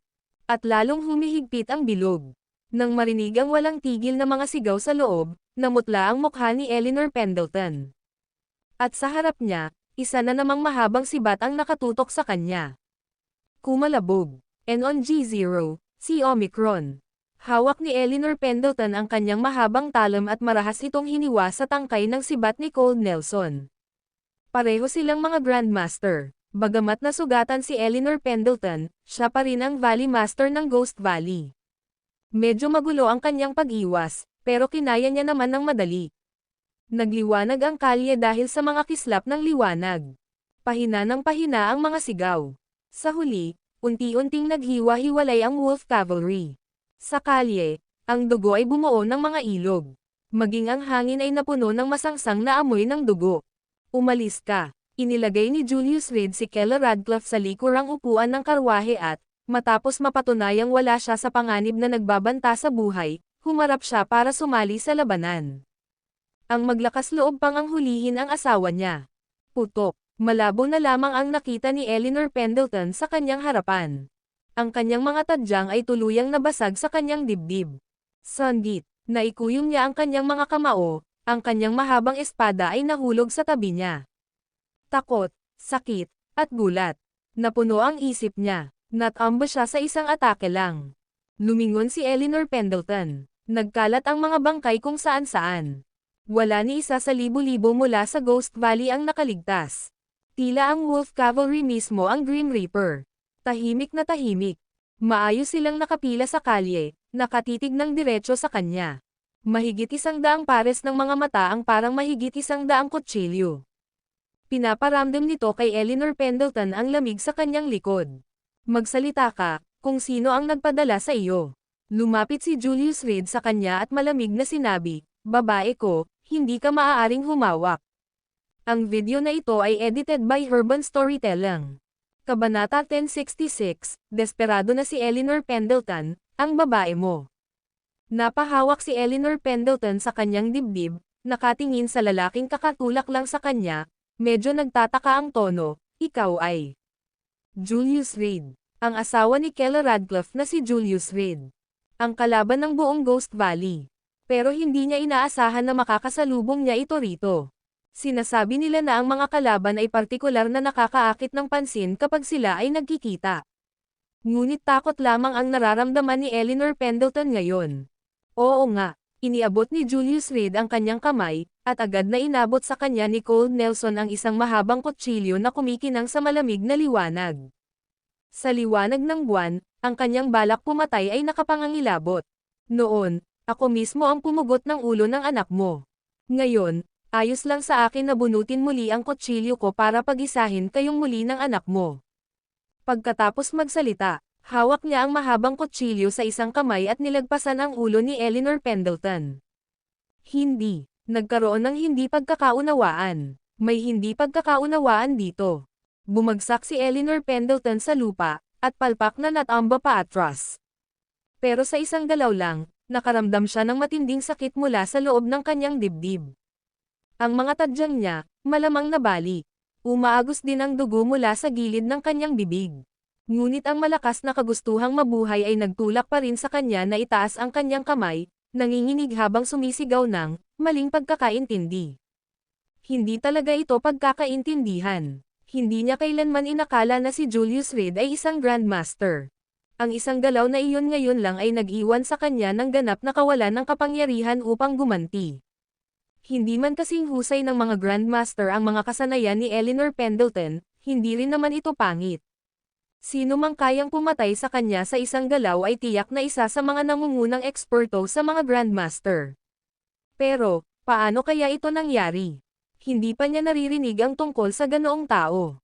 Asawa ko, sakay ng mga kabayo mo sa Ghost Valley, sinasabi mo bang hindi ito pagkakaunawaan? Dahan-daang itinaas ni Julius Reed ang mahabang kutsilyo. Sa kanyang mukha, may bahid ng lamig na may halong kawalang bahala. Hindi, pakinggan mo ang paliwanag ko. Tiningnan ni Eleanor Pendleton ang mga bangkay na nakakalat sa paligid, alam niyang nahaharap siya sa isang walang kapantay na krisis. Mahigit 1,000 disipulo ng Ghost Valley, lahat ay napatay. Ipinakita nito na ang kalaban ay hindi natatakot sa kapangyarihan ng kanyang Ghost Valley. Maaari ba itong maging, talaga bang ang Wolf Cavalry? Ang paliwanag mo, itabi mo na lang para sa anak mo. Hinawakan ni Julius Reed ang mahabang kutsilyo gamit ang dalawang kamay, casual na sinabi, marahil, magiging interesado siya. Kahit mamatay ako, dapat mo pa rin akong hayaang mamatay kahit alam mo ang dahilan. Nanlaki ang mga mata ni Eleanor Pendleton, sinubukang pumiglas sa huling pagkakataon. Ayaw niyang sumuko, ang sikretong teknik sa kanyang yakap, kailangan pa niyang magsanay. Kapag nagtagumpay na siya, matatakot pa rin kaya siya sa lalaking nasa harap niya. Mamamatay nang hindi alam ang dahilan. Mahinang hamyuni si Julius Reed, may paghamak sa kanyang mga mata. Namatay ba ang 1,000 disipulo mo sa Ghost Valley nang hindi alam ang dahilan? Ang tamad ko para mag-aksaya ng salita sa isang patay na tao. Pagkatapos magsalita, dinilaan niya ang kanyang mga labi, handang manakit gamit ang kanyang kutsilyo. Teka, si Eleanor Pendleton ay namumutla ng husto. Nanginig siya habang kinukuha ang sikretong pamamaraan mula sa kanyang yakap at ipinakita ito kay Julius Reed. Maaari bang ipagpalat ng walang kapantay na manual na ito ang buhay ko? Huling pag-asa. Ang dating maluwalhating Valley Master ng Ghost Valley ngayon ay may kislap ng pag-asa sa kanyang mga mata. Hinanap niya. Hinanggad niya na ang manual na ito ang maipagpalit sa kanyang buhay. Hanggat nabubuhay siya, ang Ghost Valley ay may kakayahang maghiganti. Ano ito? Hawak ni Julius Reed ang kutsilyo, kinuha ang manual gamit ang kabilang kamay at dahan-daang binuklat ito. Ginoo, Reed, huminga ng malalim si Eleanor Pendleton, ang dahilan kung bakit namin kinuha ng anak ko ang asawa mo ay dahil sa librong ito. Pakinggan natin kung gayon. Binasa ni Julius Reed, sa tabi ng liwanag ng buwan, ang teksto doon. Ang mga kilay niya, bahagyang nakakunot. Ang asawa mo ay may kakaibang pangangatawan, ang perpektong kaldero. Kung susundin ng isang tao ang sikretong pamamaraan sa manual na ito, maaaring madobol ang cultivation ng isang tao. Bagamat hindi nang ahas si Eleanor Pendleton na magtago ng anumang sikreto tungkol sa manual, pinigilan pa rin niya ang pagbubunyag ng buong katotohanan. Ang bagay na ito ay may kinalaman sa Medicine King Valley at Ghost Valley, at tanging siya lamang ang maaaring manahimik. Kung masasangkot si Medicine King Valley dahil sa bagay na ito, malamang nahaantong ito sa hindi magandang relasyon sa pagitan ng dalawa. Sino ang nagbigay nito sa iyo? Itinapat ni Julius Reed ang manual sa kanyang mga kamay, at inihagis ito sa harap ni Eleanor Pendleton. Kalokohan, panloloko lang talaga ng mga tao iyan. Kasunod ng teknik sa paglilinang na inilarawan dito, malamang na matutuklasan ng isang tao na ang kanilang mga meridian ay bumabaliktad at mamamatay sa loob ng 7 araw. Ang manual ay isinulat ng napakadilim. Hindi talaga makita ng mga tagalabas ang mga masalimuot na detalye. Pero sino si Julius Reed? Isang immortal, mahusay sa larangan at malawak ang kaalaman. Sa kanyang mga mata, gaano man kalalim ang mga banal na kasulatan, para itong isang estudyante sa kolehiyo na kumukuha ng pagsusulit sa elementarya. Mababaw at madaling intindihin. Nakakainsulto pa nga iyon sa katalinuhan niya. Imposible. Kinuha ni Eleanor Pendleton ang talata at muling binasa, sinuri kong mabuti, bawat pangungusap ay totoo. Julius Reed, kung gusto mo talaga akong patayin, hindi mo na kailangang magpakababa pa. May bahid ng galit ang tono niya, gumagamit ng ganoong kaliit na panlilinlang sa isang taong malapit ng mamatay. Ganoon ba? Yumuko si Julius Reed, inagaw ang kasulatan mula sa kanyang mga kamay, at sinimulang ipaliwanag ang mga sikreto sa loob. Noong una, bakas sa mukha ni Eleanor Pendleton ang paghamak. Pero habang nakikinig siya, lalong pumapangit ang ekspresyon ng mukha niya. Sa huli, ang mga kuko niya ay bumaon ng malalim sa laman. Isang basura, at itinuring mo itong isang kayamanan. Itinaas ni Julius Reed ang kanyang mahabang kutsilyo sa pangalawang pagkakataon, iyang ulo mo, hindi mo na kailangang itago pa. Sa totoo lang, ang mga nyog sa palengke sa umaga ay walang kasing dami ng tubig sa ulo mo. Teka, si Eleanor Pendleton, na parang nababaliw, ay lumuhad sa lupa. Dahil mamamatay na ako, hindi ko basta-basta mapapabayaan ang mga nanloko sa akin. Tumangala siya kay Julius Reed, naghahabol ng hininga. Napuno ng galit ang kalangitan. N0 si Omicron. Mga pandaraya. Mga manloloko silang lahat. Ang aklat na ito ay personal na ibinigay sa akin ng Valley Master of Medicine na si King Valley noong isang pagbisita sa Ghost Valley. Ang sabi niya ay gagawa siya ng aksyon laban sa iyo sa Five River Province. Namumula ang mga mata ni Eleanor Pendleton. Ang tono niya ay puno ng pag-aatubili, isang bitag. Ngayon, parang gusto niya lang akong gamitin. Ngayon lang iyon. Habang nakatutok ang mahabang kutsilyo sa leeg niya. Napagtanto niya kung gaano siya kalabis na niloko. Medicine King Valley. Malamig na sabi ni Julius Reed, hindi ka nagsisinungaling. Mabuti ang mga salita ng isang naghihingalo. Hindi lang ibinigay sa akin ng Valley Master ang banal na kasulatan, kundi kinuha rin niya sa akin ang isang maliit na bote ng dugo. Hey, matandang lalaki, iniisip pa rin ang paggawa ng mga gamot. Ang dugong iyon, gayunpaman, ay pinalitan ko. Malapit sa dulo, Medyo nahihilo si Eleanor Pendleton, bumubulong sa sarili. Anong dugo? Nang marinig ang tungkol sa dugo, pinaikit ni Julius Reed ang kanyang mga mata. Ang Thunder Peak Hall at Medicine King Valley ay nagtutulungan upang gumawa ng isang tableta na nagpapahaba ng buhay. Isa sa mga sangkap ay dugo ng tao. Dugo ng babae. Gusto pa ng Valley Master ng mas maraming sangkap at ako lang ang maaari niyang puntahan para sa mga ito. Pero hindi ang dugong iyan ang tunay na sangkap, ito ay dugo ng mga disipulo ko sa Ghost Valley. Maestro ng lambak, kahit multo ka pa, hindi kita bibitawan. Pagkatapos magsalita, marahas na sumugod si Eleanor Pendleton. Sumirit, tumagos ang mahabang kutsilyo sa katawan niya. Ako ang Valley Master, walang makakapatay sa akin. Ako lang ang makakagawa. Kumabog. Tumama ang mga tuhod ni Eleanor Pendleton sa lupa. Nanlaki ang mga mata niya. Sa kanyang huling sandali, pinili niyang ihagis ang kanyang sarili sa talam na bakal. Para wakasan ang buhay niya. Medicine King Valley. Nakatayo si Julius Reed na nakakuyom ang mga kamay sa likod, habang humihinga ng malalim. Hindi inaasahan, ang bagay na ito ay may kaugnayan pala sa Medicine King Valley. Mga tabletang pampahaba ng buhay, Thunder Peak Hall, babae, dugo, mga sangkap. Sa puntong ito, biglang tumigil si Julius Reed. Lolo, Grandmaster. Ikaw ba? Ayos lang ba? Nag-aalalang tanong ni Cole Nelson, Grandmaster.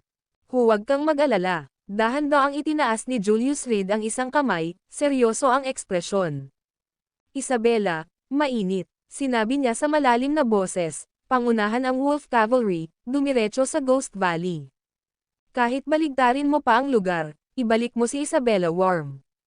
Naiintindihan ko. Puno ng kalituhan ang puso ni Cole Nelson, ngunit hindi siya nagtanong. Isa siyang mandirigma, pagsunod ang pangunahing katangian niya. Mga mandirigma, tara na, hawak ang mga sibat, sumakay sila sa kanilang mga kabayo. Umungol si Cole Nelson, at naglaho sa kalaliman ng gabi kasama ang Wolf Cavalry. At 500 metro ang layo, sa ibabaw ng isang maliit na burol. Nang makita ng Night Fairy ang papaalis na Wolf Cavalry, ang kanyang mga mata ay puno ng makapal na intensyong pumatay. Ang video na ito ay edited by Urban Storytelling. Kabanata 1067, Pang-aagaw ng mga tao hating gabi. Ang Eminence 100,000 Mountains. Sa harap ng gate ng Ghost Valley. Natatakpan ng buwan, at umiihip ang malakas na hangin. Nababalot ng maitim na ulap ang kalangitan. Sa mapanglo na kalsada, tanging ang pagkokak ng mga palaka at huni ng mga insekto ang maririnig. Sa loob ng Ghost Valley, nangingibabaw ang kadiliman. Omicron Zero, S. Omicron. Mahigit 1,000 disipulo ang matagal nang nakatulog ng mahimbing. Matandang G. Will, matutuklasan kaya ito ng Valley Master. Sa ilalim ng takip ng madilim na gabi. 3 figure ang palihim na lumapit sa tarangkahan ng bundok. Isa sa kanila, nakadamit ng kakaiba sa dalawa. Kapag may nangyaring hindi maganda, si Nashville ang mananagot. Makakaasa ka, pagkatapos maayos ang bagay na ito, tiyak na hindi ka tretuhin ng masama. Mahinang bulong ni Nashville. Isa siyang elder ng Ghost Valley, na binili ni Medicine King Valley. Napagkasunduan ng dalawang panig na magkita sa tarangkahan ng bundok sa hating gabi. Pagdating noon, tahimik na bubuksan ni Nashville ang tarangkahang bato ng Ghost Valley, ilalabas ang babaeng bihag, at ibibigay siya sa Medicine King Valley. Bilang kabayaran, makakatanggap siya ng 2 tabletang pampahaba ng buhay at 5 bilyong pera. Bagamat mayaman ang Ghost Valley, karamihan sa pera ay nasa kamay ni Eleanor Pendleton. Ang kita ng mga matatanda ay pangunahing nagmumula sa kanilang sariling pagsisikap. Ngayon, dahil sa isang kasunduang nagkakahalaga ng 5 bilyon, at ang Valley Master ay aalis na. Paano niya hahayaang makaligtaan ang ganitong pagkakataon? Kalaunan, hanggat iginiit niyang nakatakas ang babae ng mag-isa, wala nang paraan si Eleanor Pendleton para harapin ito. Pinahalagahan ng Ghost Valley ang tungkulin ayon sa rotasyon. Ang 2 disipulo ng Ghost Valley na responsable sa pagbabantay ng gabing iyon ay nasa likuran niya. Madaling nabayaran ang bawat isa ng 50 milyon. Ano ba ang kailangan ng Medicine King Valley sa babaeng yan? Nagtatakang tanong ng isang disipulo ng Ghost Valley, Kung si Medicine King mismo ang personal na humiling nito, hindi ba siya bibigyan ng mukha ng Valley Master? Sila ay mga disipulo lamang na mababa ang ranggo at hindi nila nauunawaan ang pagkakakilanlan ng babae. Ngunit sa kanilang paningin, ang Medicine King Valley ay nakipagtulungan sa Ghost Valley sa loob ng maraming taon. Nagkaroon sila ng malapit na relasyon. Kung personal na hihilingin ni Medicine King, tiyak na tutulungan siya ng Valley Master sa pamamagitan ng paggawa ng pabor para sa isang ordinaryong babae. Talaga bang kailangan ang lahat ng pagpupuslit? Dahil wala ang Valley Master, nakaramdam sila ng kaunting pagkakasala sa kanilang mga puso. Pagtataksil ito. Ngunit sa harap ng 50 milyon, nawalan na sila ng katwiran. May espesyal na pagkakakilanlan ang babaeng ito. Kahit pa si Medicine King mismo ang humiling, imposibleng makuha pa rin siya. Alam na alam ni Nashville ang kwentong naroon pero hindi niya ito nilinaw sa dalawang lalaki. Hindi na kailangang malaman pa iyon ng mga mabababang disipulo. Ang dahilan kung bakit niya sila pinili ay dahil ang dalawang disipulong ito ng Ghost Valley ay naka-duty ngayong gabi. Nandito na sila. Pagkalipas ng 10 minuto, sa mahinang boses, binilisan niya ang paglakad. Hari ng medisina, matandang G. Will. Si Medicine King ay nakasuot ng itim na nightsuit, nakasakay sa isang magandang kabayo. Nang makita si Nashville, bumaba siya sa kabayo, yumuko habang nakakuyom ang mga kamao, at sinabing, "Maraming salamat para dito. Kung hindi lang dahil sa napakahalaga sa akin ng babae, hindi ako maglalakas loob na gawin ito." Napakagalang naman ni Brother Medicine. Naiintindihan ni Nashville ang sitwasyon mo, kaya nga, nagtago ako sa likod ng Valley Master, para tulungan ka. Bilang magkaibigan, wala lang yon, walang problema. Ganon din si Nashville, sagot ni Will nang nakangiti. Sa harap ng matinding tukso, ang katapatan ay walang saysay. Bagamat maaaring tiisin ni Nashville ang kahihiyan ng pagiging traidor, kung makakatulong ito sa iyo sa isang agarang sitwasyon, maituturing pa rin itong isang napakalaking kabutihan. Bumantong hininga siya, ang mga salita niya ay puno ng guilt. Maraming salamat, matandang si G. Ang dakilang kabaitan ni Will, hindi ko malilimutan kailanman. Kinuha ni Medicine King ang isang kahon na brocade mula sa kanyang manggas at iniabot ito kay Nashville. Tanggapin mo sana ang maliit na Reg Along ito. Hindi ito gaanong mahalaga, pero kung tatanggi kang tanggapin, Elder, minamaliit mo ako. Magkaibigan tayo, natural lang ang pagtulong.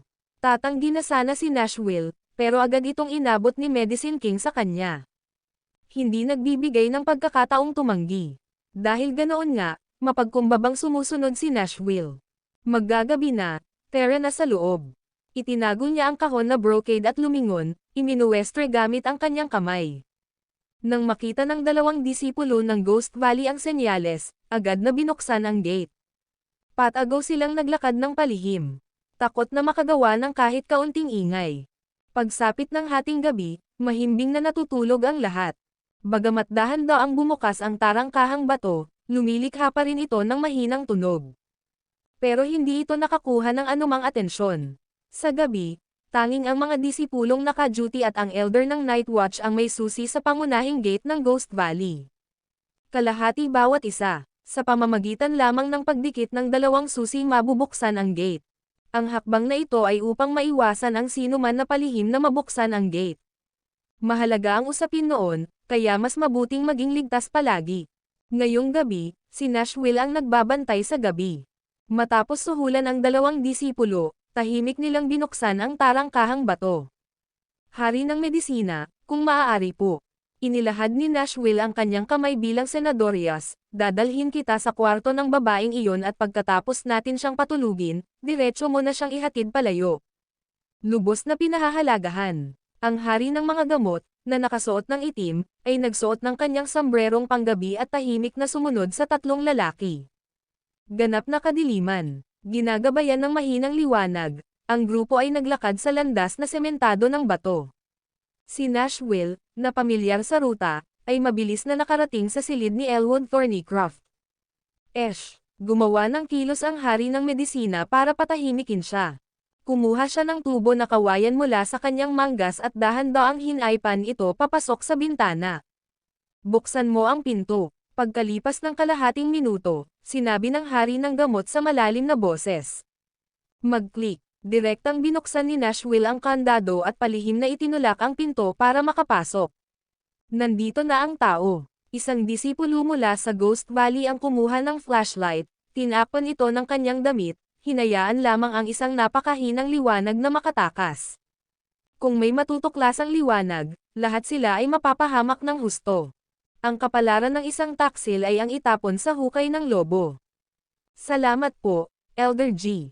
Will, salamat sa dalawang nakababatang kapatid na lalaki. Tuwang-tuwa ang hari ng gamot nang makita ang babaeng nakapijama sa kama. Mga sangkap na panggamot, hanggat inilayo niya ito, sigurado siyang makakabuo siya ng elixir na nagpapahaba ng buhay. Sandali lang. Kumuha siya ng hirenggilya mula sa kanyang bulsa at dahan-daang itinurok ito sa ugat ni Elwood Thornycroft. Pagkatapos, binuhat niya ito. Magpapalam muna ako. Mag-ingat ka. Hatid na kita. Sumunod si Nashville sa Medicine King, kasama ang dalawang disipulo ng Ghost Valley, at tahimik na lumabas ng silid. Tahimik at walang tao ang maluwang na patio ng Ghost Valley. Tahimik na umalis ang apat na figure, tinawid ang gitnang daan. Nakarating sila sa pintuang bato. Lubos na nagpapasalamat. Pinasakay ng hari ng medisina si Elwood Thornycroft sa kabayo at inilabas ang parehong hirenggilya mula sa kanyang dibdib. Pagkatapos, mula sa isang bulsa sa syahan ng kabayo, kumuha siya ng isa pang hirenggilya. Ito ang dugong nakuha ng hari ng medisina mula kay Eleanor Pendleton. Ngayon, oras na para paghambingin sila, para kumpirmahin na iisang tao nga lang. Itinurok niya ang dugo mula sa dalawang hirenggilya sa isang elektron-ikong aparato. Nang makita niyang umabot sa 99% ang pagkakatulad, isang ngiti ang lumitaw sa mukha ng hari ng gamot. Sa wakas, nagawa na niya ang pinakamahalagang bagay. Hanggang sa muli nating pagkikita. Pagkasabi niya noon ay sumakay na siya sa kanyang kabayo. Nawala siya sa kalaliman ng gabi. Nang makaalis siya, 1 kilometro na ang layo niya mula sa pangunahing pasukan ng Ghost Valley.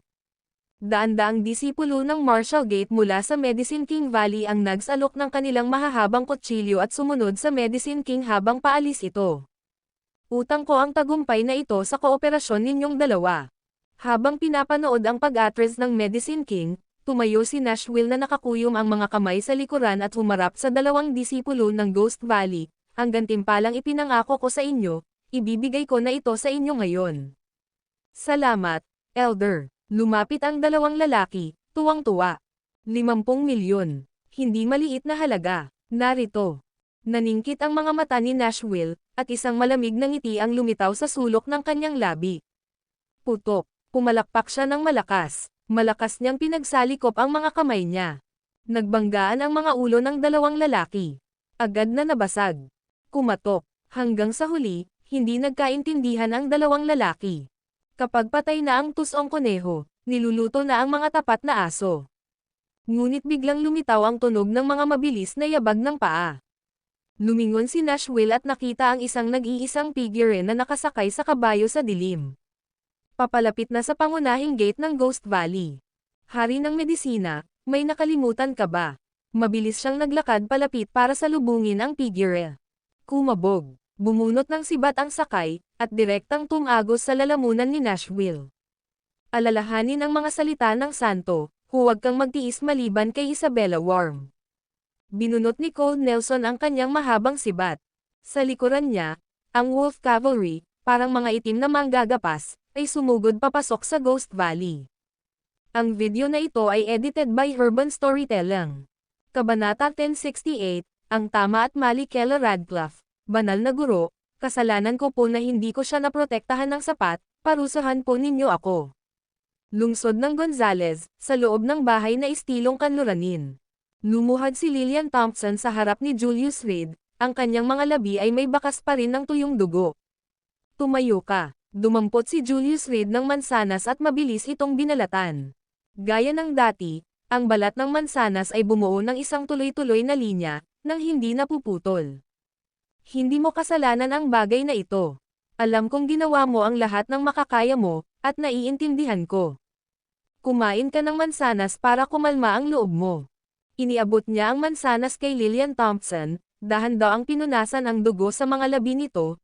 Noon, gusto kitang matuto ng martial arts, pero matigas ang ulo mong tumanggi, at iginiit mong matutunan ang landas ng isang malupit na pinuno. Ngayon, pinagsisisihan mo na ba? Kung tinahak lang ni Lillian Thompson ang landas ng martial arts, sana'y isa na siya sa 20 nangungunang Great Grandmasters sa Heavenly List, dahil sa talento at pangangatawan ni Lillian Thompson.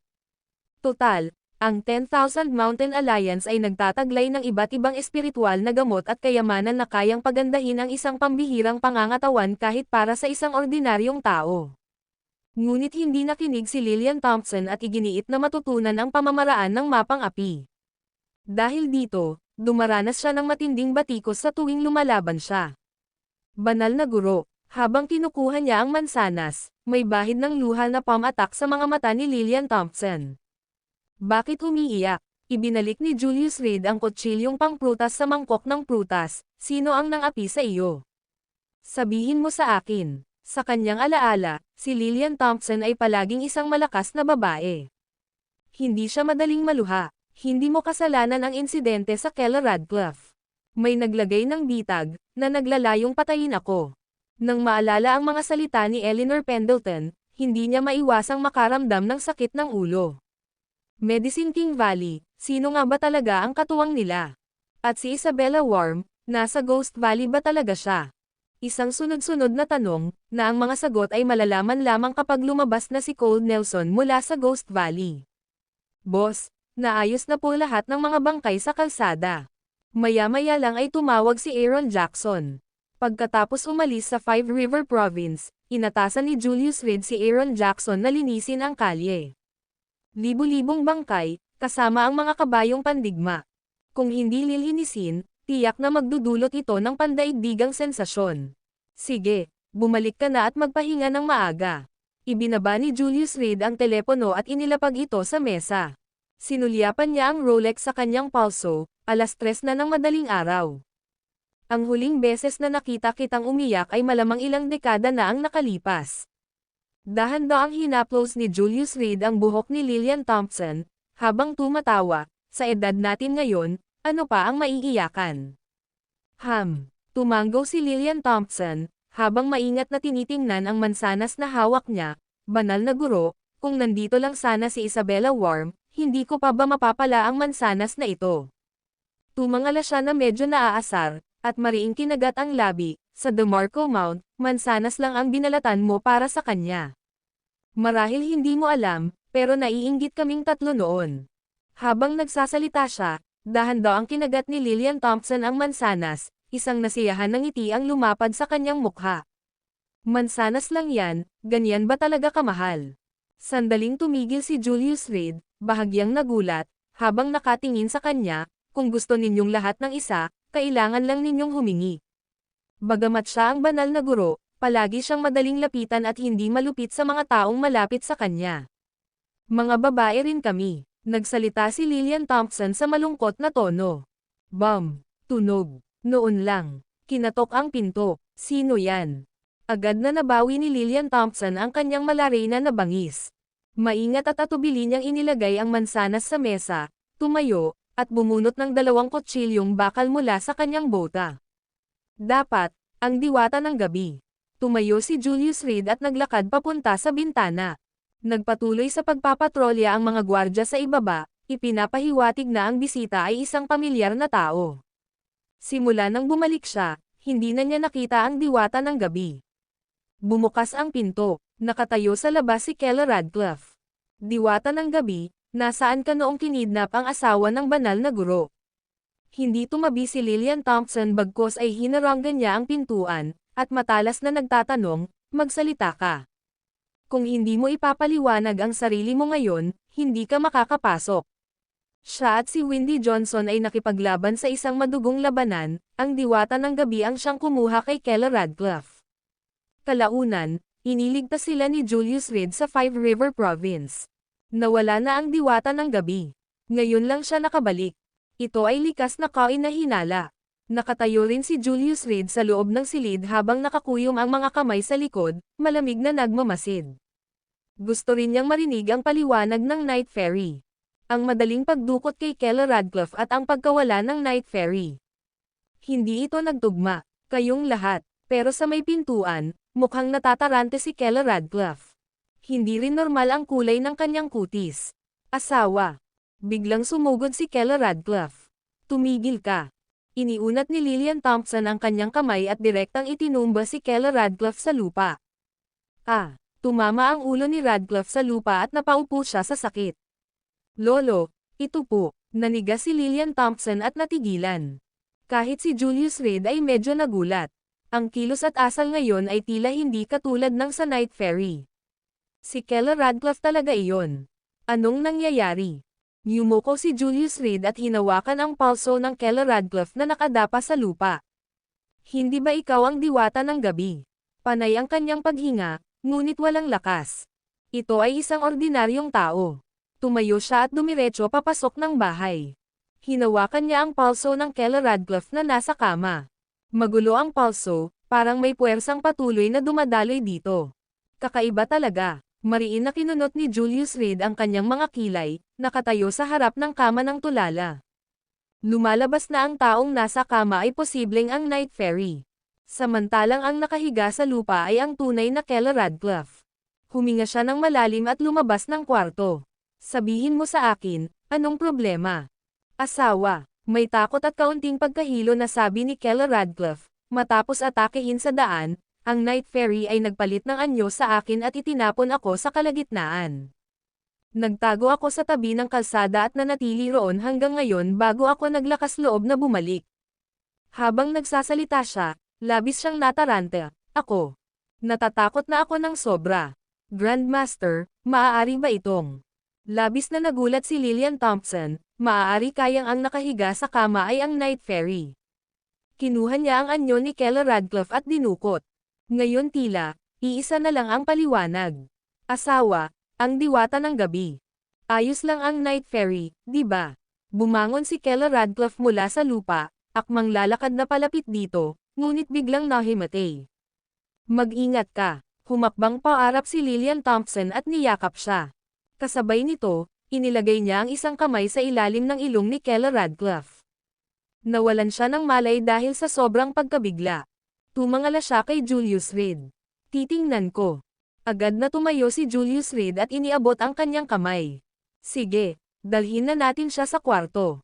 Sino ang mag-aakala, kusang loob na isugaw ng Night Fairy ang sarili para iligtas si Kela Radcliffe.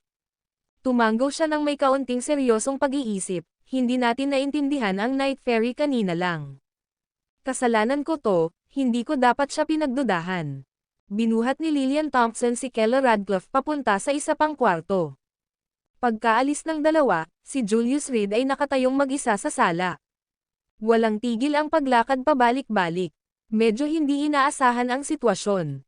Base sa palso, ang nahimatay ngayon lang ay walang dadang si Kela Radcliffe. At ang nakahiga sa kama ay dapat ang Night Fairy. Tila malubhang nasugatan ang Night Fairy habang pinoprotektahan niya si Kela Radcliffe. Tila may katuturan ang lahat. Tulog na si Ginang, pero dahil sa sobrang pagkabigla, baka bukas na lang siya madyay gising. Lumabas si Lillian Thompson ng kwarto at dahan-daang isinara ang pinto. Dapat magpahinga ka na rin. Tumanggo si Julius Reed at pumasok sa kwarto kung saan niya iniligtas si Kela Radcliffe mula sa pagkakasakay sa kabayo. Nagsimula siyang magtaka kung ang inagaw niya mula sa kabayo ay talaga bang ang diwata ng gabi. Kailangang malutas ang misteryong ito. NONO, S. Omicron. Naaalala ang eksena ng kanyang unang pagkikita sa Night Fairy, nagpa siya si Julius Reed na ulitin ito. Kahit na kaya pang itago ng isang tao ang kanyang hitsura, ang kanyang personalidad. Pero may ilang mga bagay na hindi maaaring itago. Sa kaisipang iyon, huminga ng malalim si Julius Reed. Bahagya niyang itinaas ang kanyang mga kilay. Peke pala ang Kela Radcliffe na dumating kalaunan. Ang video na ito ay edited by Urban Storytelling. Kabanata 1069, isang taong nasa likod walang bagay na absoluto. Lalo na nang kasama niya ang Night Fairy, isang eksperto sa pagbabalat kayo at panggagaya. Kinailangang malaman ni Julius Reed kung sino ang tunay na Kela Radcliffe.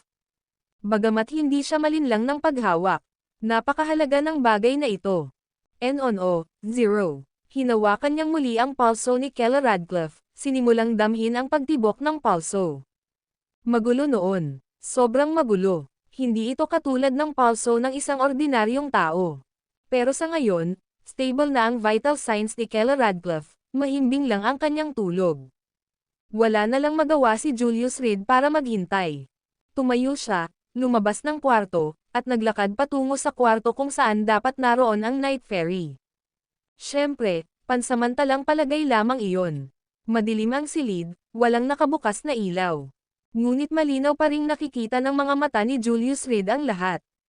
Ang pinakamalaking pakinabang ng buhay na walang hanggan ay ang pagpapahintulot nito sa kanya na pinuhin ang bawat tungkulin ng kanyang katawan tungo sa kasakdalan. Panay ngunit mahina ang tunog ng paghinga ng taong nakahiga sa kama. Parang tunog lang sila ng sa isang ordinaryong tao. Ngunit ang isang dalubhasa sa pagbabalat kayo ay natural na kayang gawing perpekto kahit ang pinakamaliit na detalye. Iyon nga pala ang Night Fairy. Mahal, nag-alala talaga ako sa iyo kahapon. Naupo si Julius Reed sa tabi ng kama, marahang hinahaplos ang mukha ng taong nakahiga sa kama. Akala ko dinukot ka, kaya dali-dali akong humingi ng tulong at pinahinto sila sa daan. Pagkatapos ng isang laban, iniligtas ko ang Night Fairy mula sa pagsakay sa kabayo. Sa sandaling iyon, lubos akong nakaramdam ng ginhawa. Pero kahit anong mangyari, hindi ko inakalang hindi ka pa bumabalik. Habang nagsasalita siya, inayos niya ang buhok ng lalaki sa kama gamit ang kanyang kamay. Medyo magulo ang ayos nito. Si Kela Radcliffe, na nakahiga sa kama, ay suot ang eksaktong kaparehong damit ng nasa kabilang kwarto. Natatakpan ng manipis na kumot. Pero medyo nakatagilid ang kumot. Buti na lang at nakabalik na kayong dalawa.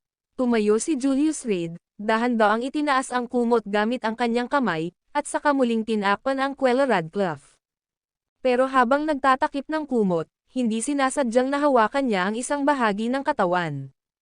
Hindi tama yan. Bakit may maliliit na bote kahit saan? Nang maalala ang eksena noong una niyang nakilala ang Night Fairy, natitiyak ni Julius Reed na hindi siya nagkakamali.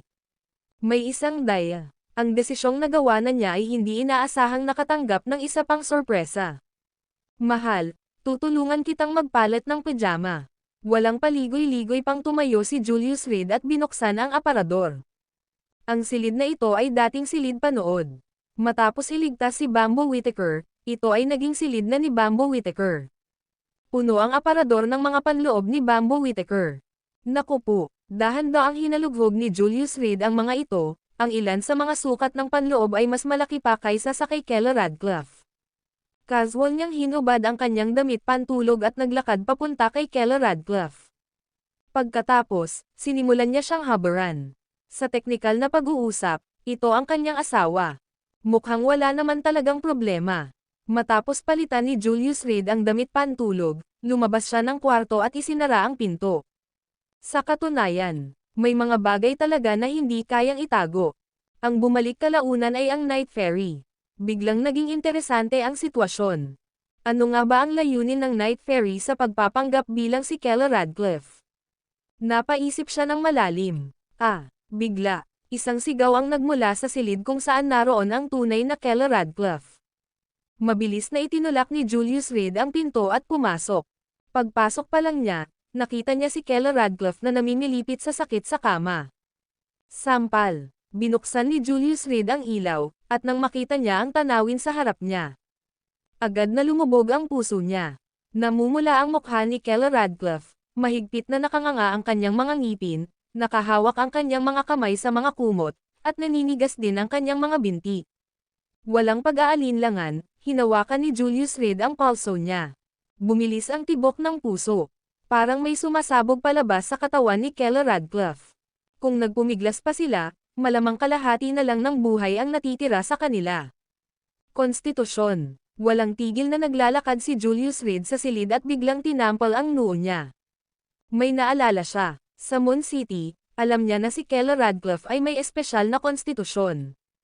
Ito ang dahilan kung bakit ang batang Panginoon ng Ghost Valley ay nagdala ng 4 na magagaling na general at nagtungo sa Moon City ng magdamag, sa layuning dukutin si Kela Radcliffe. At ngayon, kahit na ang sikretong pamamaraan ng Valley Master na si Elinor Pendleton ay naimbento. Totoo ang katotohanan tungkol sa espesyal na konstitusyon ni Keller Radcliffe. Dahil dito, muling pinakalma ni Julius Reed ang kanyang isipan at sinimulang suriin ang pulso ni Keller Radcliffe. Hindi siya nagbigay pansin dati, dahil sa paniniwalang ligtas si Keller Radcliffe sa tabi niya. Pero ngayon, tila hindi na iyon ang magiging kaso. Pagkalipas ng 5 minuto, pinaikit ni Julius Reed ang kanyang mga mata, seryoso ang kanyang ekspresyon. Isa sa 10,000 ang nasa konstitusyon ni Keller Radcliffe. Para sa mga nasa larangan ng martial arts, isa itong natural na hurno. Ngunit ang mga hurno ay maaaring mabuti o masama. Isang taong ipinanganak sa pagitan ng langit at lupa. Sumisipsip ng diwa ng araw at buwan, na sumasagisag sa diwa ng makalangit na daw. Masasabing, lahat ay isang sisidlan. Ngunit ang mga ordinaryong tao ay may sarili lamang na puwersa sa buhay. Gayunpaman, palaging mayroong maliit na bahagi ng mga tao na naiiba. Mula pagkapanganak, sila ay hinahangaan. Ang bahaging ito ng mga taong hindi lamang kayang magdala ng sarili nilang lakas ng buhay kundi pati na rin ng ilang kayamanan. Sa mundo ng martial arts, ito ay tungkol sa pagdama sa mas malawak na landas, pagkamit ng pagkakaisa ng langit at tao. Para sa mga martial artist, ang mga espesyal na individual na ito ay natural na mga hurno, na maaaring magdulot ng mga makabuluhang benepisyo sa kanilang kaliwanagan. At si Keller Radcliffe ay kabilang sa pinakamahuhusay sa maliit na grupong ito. Ang pagiging isang pagan ay natural na may mga disbentaha. Kayang punuin ng kaunting tubig ang isang test tube ngunit hindi nito kayang punuin ang isang malaking tangke. Sa paglipas ng panahon, ang kakaunting puwersa ng buhay ay nagsimulang dumagsa sa malapad na katawan ni Keller Radcliffe, at lalong humihina sa paglipas ng panahon. Ang diluted na dami ay hindi sapat upang mapanatili ang buhay.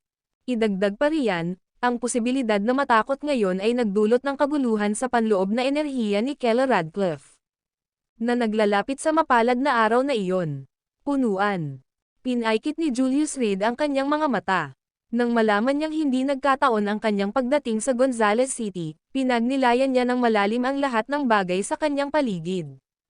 Ngayon, ang katotohanang si Keller Radcliffe ay isang pagan ay muling nagpataas ng kanyang mga hinala. Dahil may nagayos ng paglabas ni Keller Radcliffe, tiyak na hindi ito nagkataon lamang. Ang pamilya Radcliffe ay puno ng kawalan ng katiyakan. Nag-imbestiga na si Red Widow mula simula hanggang katapusan at wala pa ring nakikitang palatandaan. Ngunit ang tiyak ay, ang buong pamilyang ito ay may mga kadugo ngunit hindi lamang sila basta linya mula sa lolo't lola sa magulang, magulang sa anak. Anong kasunduan ang unang nagtakda sa kanya para makilala si Keller Radcliffe? Ang sulat na iyon, wala pa rin siyang maalala. Pero isang bagay ang tiyak. Ang liham ay isinulat niya mismo. Walang nakakaalam ng pangalang Jorvik Reed. Hinayla ni Julius Reed ang isang upuan, at umupo sa yulunan ni Keller Radcliffe. Mahina niyang inilapat ang isang daliri sa noo ni Keller Radcliffe at sinimulang ipikit ang kanyang mga mata. Ang tanging paraan ngayon ay ang gamitin ang puwersa ng buhay ng sarili niyang katawan para punuin ang pagan. Kahit papaano, para matiyak na may sapat na lakas si Keller Radcliffe para mabuhay. Nang dumampi ang daliri niya sa noo, isang mahinang ambon ang nabuo. Parang singaw. Habang unti-unting pumapasok ang enerhiya sa katawan ni Keller Radcliffe, sa wakas ay hamupa ang sakit sa kanyang ekspresyon. Unti-unting lumuwag ang kamay na nakahawak sa bedsheet. Ang ekspresyon sa mukha niya ay naging hindi maipaliwanag na komportable. Gumaan ang kanyang pakiramdam, ngunit may mga butil ng pawis na kasinlaki ng mga gisantes na namuo sa noo ni Julius Reed. Ang prosesong ito ay labis na nakakapagod sa katawan. Bigla, bahagyang kumunat ang noo ni Julius Reed. Naramdaman niyang may papalapit, kahit walang mga yabag. Ganap na tahimik, nakaawang ang pinto. Sa likod ni Julius Reed ay nakatayo ang diwata ng gabi. Nakatayo, nagbalat kayo bilang Keller Radcliffe, na ngayon ay pinalitan ng pajama ni Julius Reed. Hawak ng Night Fairy ang isang punyal. Ang kanyang tingin ay kasing lamig ng yelo. Ang video na ito ay edited by Urban Storytelling. Kabanata 1070, ang misteryo ng hilagang dagat pagbalik mula sa kagubatan. Ang diwata ng gabi ay unang nagbalat kayo bilang si Itay Huntington at pumasok sa maliit na bungalow. Pagkatapos magpalat ng damit na katulad ng mga isinuot ni Keller Radcliffe, umalis siyang muli. Sinundan niya ang bakas ng sasakyan ni Julius Reed, malapit sa likuran. Gusto niyang kumpirmahin kung kayang pakilyusan ng kasalukuyang Saint Lord ang Wolf Cavalry. Ang pagkamatay ng kanyang mga kamag-anak ay parang isang kutsilyong malalim na nakabaon sa kanyang puso. Walang anuman at walang sino man ang makakabawi muli sa tiwala ng Night Fairy. May bulong-bulungan na palihim na pinakilos ni Julius Reed ang Wolf Cavalry, na tumakbo ng libu-libong milya upang lipulin ang alyansa ng Night Fairy. Ang layunin ay hilarawan ang North Sea. Ang balitang ito, pinaniwalaan ni Night Fairy nang walang anumang pag-aalinlangan. Sa buong mundo, tanging ang Wolf Cavalry lamang ang nagtataglay ng ganitong nakakatakot na kakayahan sa pakikipaglaban. Bagamat ang kanyang alyansa ay hindi isang bansang mandirigma, ang mga tagapag-alaga ng hayop ay mababanggas na mandirigma. Pagkatapos ng madugong labanan, halos iilang kalaban ang natira. Ito ay isang malaking sorpresa para kay Night Fairy. Ngayon, sa isang maliit na burol, nasaksihan niya mismo ang kakilakilabot ng kabalyeriya ng mga lobo. Kasing lakas ng Ghost Valley Cavalry. Libu-libong lalaki ang pinatay ng mga 100 lamang. Lalo na nang makita ang Wolf Cavalry na umaani ng mga buhay na tulad ni kamatayan mismo, ang kanyang mga mata ay naging pula ng dugo. Ang sarili niyang mga tao ay namatay din sa pamamagitan ng espada. Panlilinlang. Puot. Ang puso ni Night Fairy ay sinaktan ng sakit. Tila, gaya ng sabi sa mga tsismis. Pinakilos ng pinuno ng 10,000 Mountain Alliance ang Wolf Cavalry para lamang sisihin ang North Sea. Ipaghihiganti niya ang kanyang mga tao. Plano niyang gayahin si Keller Radcliffe at samantalahin ang pagkakataong umarte. Para hugasan ang dating kahihiyan. Gayunpaman, pagbalik ni Night Fairy, natuklasan niyang hindi naman nasaktan si Julius Reed. Ang padalos-dalos na pagkilos ay magiging dahilan lamang ng pagkawalang saysay ng kanyang buhay. Kaya, nagkunwari siyang nahimatay, naghihintay ng tamang sandali. Ang suntok na nagpatambo kay Keller Radcliffe ay sapat na para mawalan siya ng malay sa loob ng 3 araw. Sapat na ang 3 araw. Tunay ngang pinapaboran ng kapalaran ang matatapang. Ang kakaibang pangangatawan ni Keller Radcliffe ay nagdulot ng mga abnormalidad. At ang patuloy na paglilipat ni Julius Reed ng kanyang puwersa ng buhay ay nakapagpahina na sa kanyang orihinal na katawan. Naiwan namang bukas ang pinto. Tahimik na dumampot si Night Fairy ng isang punyal at tahimik na tumayo sa likuran ni Julius Reed. Sa isang suntok lang, matutupad na ang kanyang matinding paghihiganti. Nang tingnan niya ang figure sa harap niya, tila nag-aalangan siya. Ngunit nang masaksihan ang kakilabutan ng kabalyeriya ng mga lobo, nagngingit-ngit ang diwata ng gabi at nagpas siyang sumalakay. Diwata ng gabi, dapat talaga akong magpasalamat sa iyo. Nang akmang kikilos na sana siya, biglang nagsalita si Julius Reed. Dahil sa hindi inaasahang pangyayari, muntik nang mahulog sa lupa ang malamig na espada sa mga kamay ni Night Fairy. Nanatili siyang hindi gumagalaw, pigil ang hininga. Pero nanginginig na ang katawan niya. Ang likas na ugali ng mamamatay tao ay nanatili sa kanyang katahimikan na parang isang estatwa. Hindi gumagalaw. Sandali ang natigil ang paghinga. Kung hindi dahil sa pagpapanggap mo bilang asawa ko, paano siya makakabalik ng ligtas? Pagkatapos ng maikling katahimikan, nagpatuloy si Julius Reed. Ngayon, dahil nakakaranas ng mga abnormalidad ang iyong katawan, iniligtas ko ang iyong buhay, ituring mo itong isang pabor na ibinalik. Pagkatapos sabihin ito, huminga ng malalim si Julius Reed. Tinanggal niya ang mga daliri niya at humiga sa kama. Halos sandaling dumampi ang kanyang ulo sa kama, narinig niya ang hilik. Pagod na pagod. Ang pagpipilit ng kanyang puwersa ng buhay sa katawan ni Keller Radcliffe ay talagang nakakapagod na gawain. Totoo ang pagod. Pero ang pakikitungo kay Night Fairy ay higit pa sa sapat. Gusto lang makita ni Julius Reed kung talagang gagawa ng aksyon si Night Fairy laban sa kanya. Sa sandaling tumama ang punyal na iyon patungo sa kanya. Kaya niya itong agawin sa isang iglap at isaksak sa puso ng Night Fairy. Medyo naging nakakatakot ang kapaligiran. Si Night Fairy, na may hawak na punyal, ay labis na nababagabag. Ang mga salitang iyon ang nagpabalik sa kanya sa kawalan ng pag-asa. Naniniwala na si Julius Reed na ang nakahiga sa kama ay siya mismo. Gayunpaman, ibinuhos pa rin niya ang kanyang lakas upang makapagpagamot. Kaya talaga itong dahil sa iniligtas niya si Keller Radcliffe. Kung gayon, paano kaya uutusan ni Julius Reed ang Wolf Cavalry na lipulin ang alyansa nito?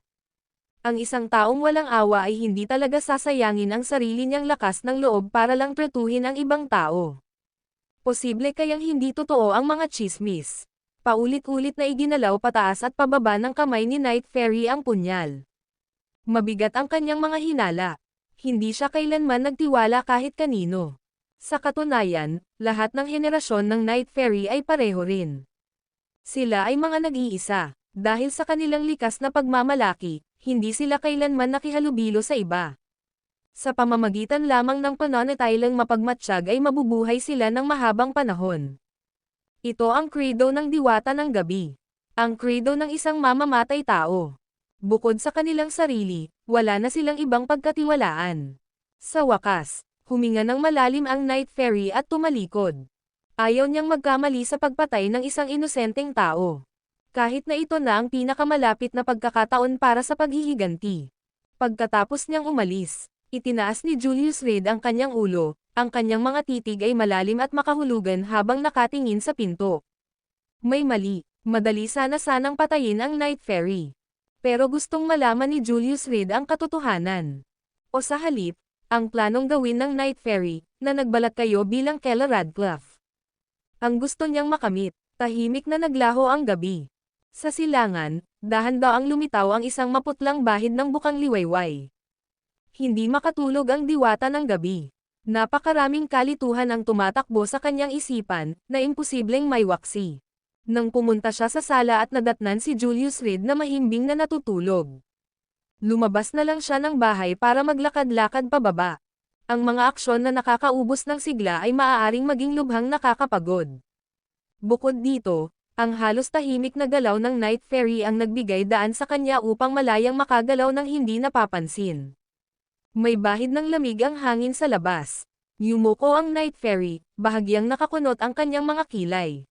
Kanina, habang nagpapalit ng pajama ang kupol na yon, parang nahawakan niya ito.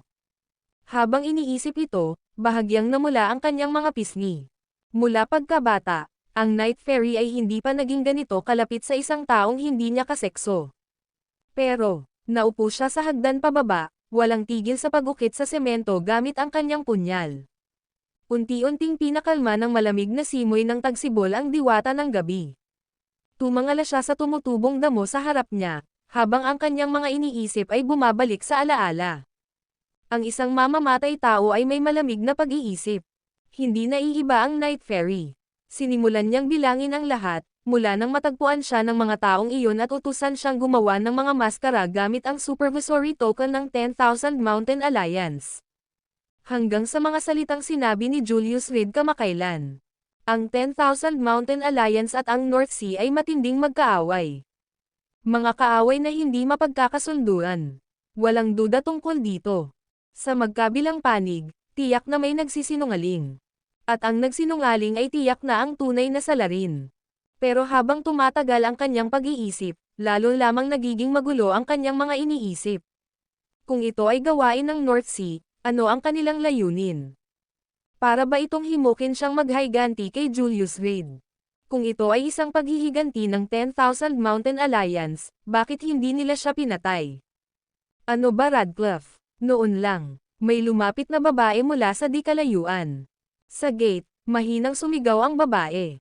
WHO. Agad na lumabas ang disipulo ng Wilson Pavilion na nagbabantay sa pasukan ng mansyon, matamang nakatitig sa kanya, sino ang pupunta roon. Hindi pa madaling araw, at sino mang lilito sa oras na ito ay tiyak na kakaiba. Bukod dito, ang babae ay nakamaskara na may itim na belo at may hawak na mahabang espada.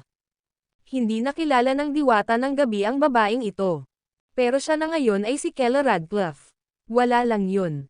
Matapos ang maikling pag-aatubili, tumayo ang Night Fairy at mabilis na lumapit, sinenyasan ang disipulo ng Wilson Pavilion na nasa pintuan gamit ang isang pagkaway ng kanyang kamay, huwag kang mabahala. Hindi siya sigurado sa pagkakakilanlan ng babaeng nasa harap niya, pero isang bagay ang sigurado siya. Ang tao ay kaibigan, hindi kaaway. And on, S0. Mula sa tingin niya sa mga mata, kitang-kita niya ito. Anong problema? Malakas na tanong ng Night Fairy. Kela Radcliffe, ako ito. Hinubad ng babae ang kanyang belo sa isang galaw, na nagpakita ng isang maselang mukha. Ako ito, Lily Jordan. Mahiwagang lam-ingalinga si Lily Jordan sa paligid, nasaan si Julius Reed. May importante akong gagawin. Nasaktan siya at nakahiga na. Ikaw, anong meron? Pinaikit ng Night Fairy ang kanyang mga mata at sumagot sa mahinang boses. Kamakailan ay pumunta ako sa The North Sea, sinusubukang alamin ang katotohanan tungkol sa pagkamatay ng aking ama sa labanan. Medyo malungkot ang tono ni Lily Jordan, pero hindi ko inaasahang natuklasan na ang Night Fairy ang pangunahing salarin sa labanan sa The North Sea.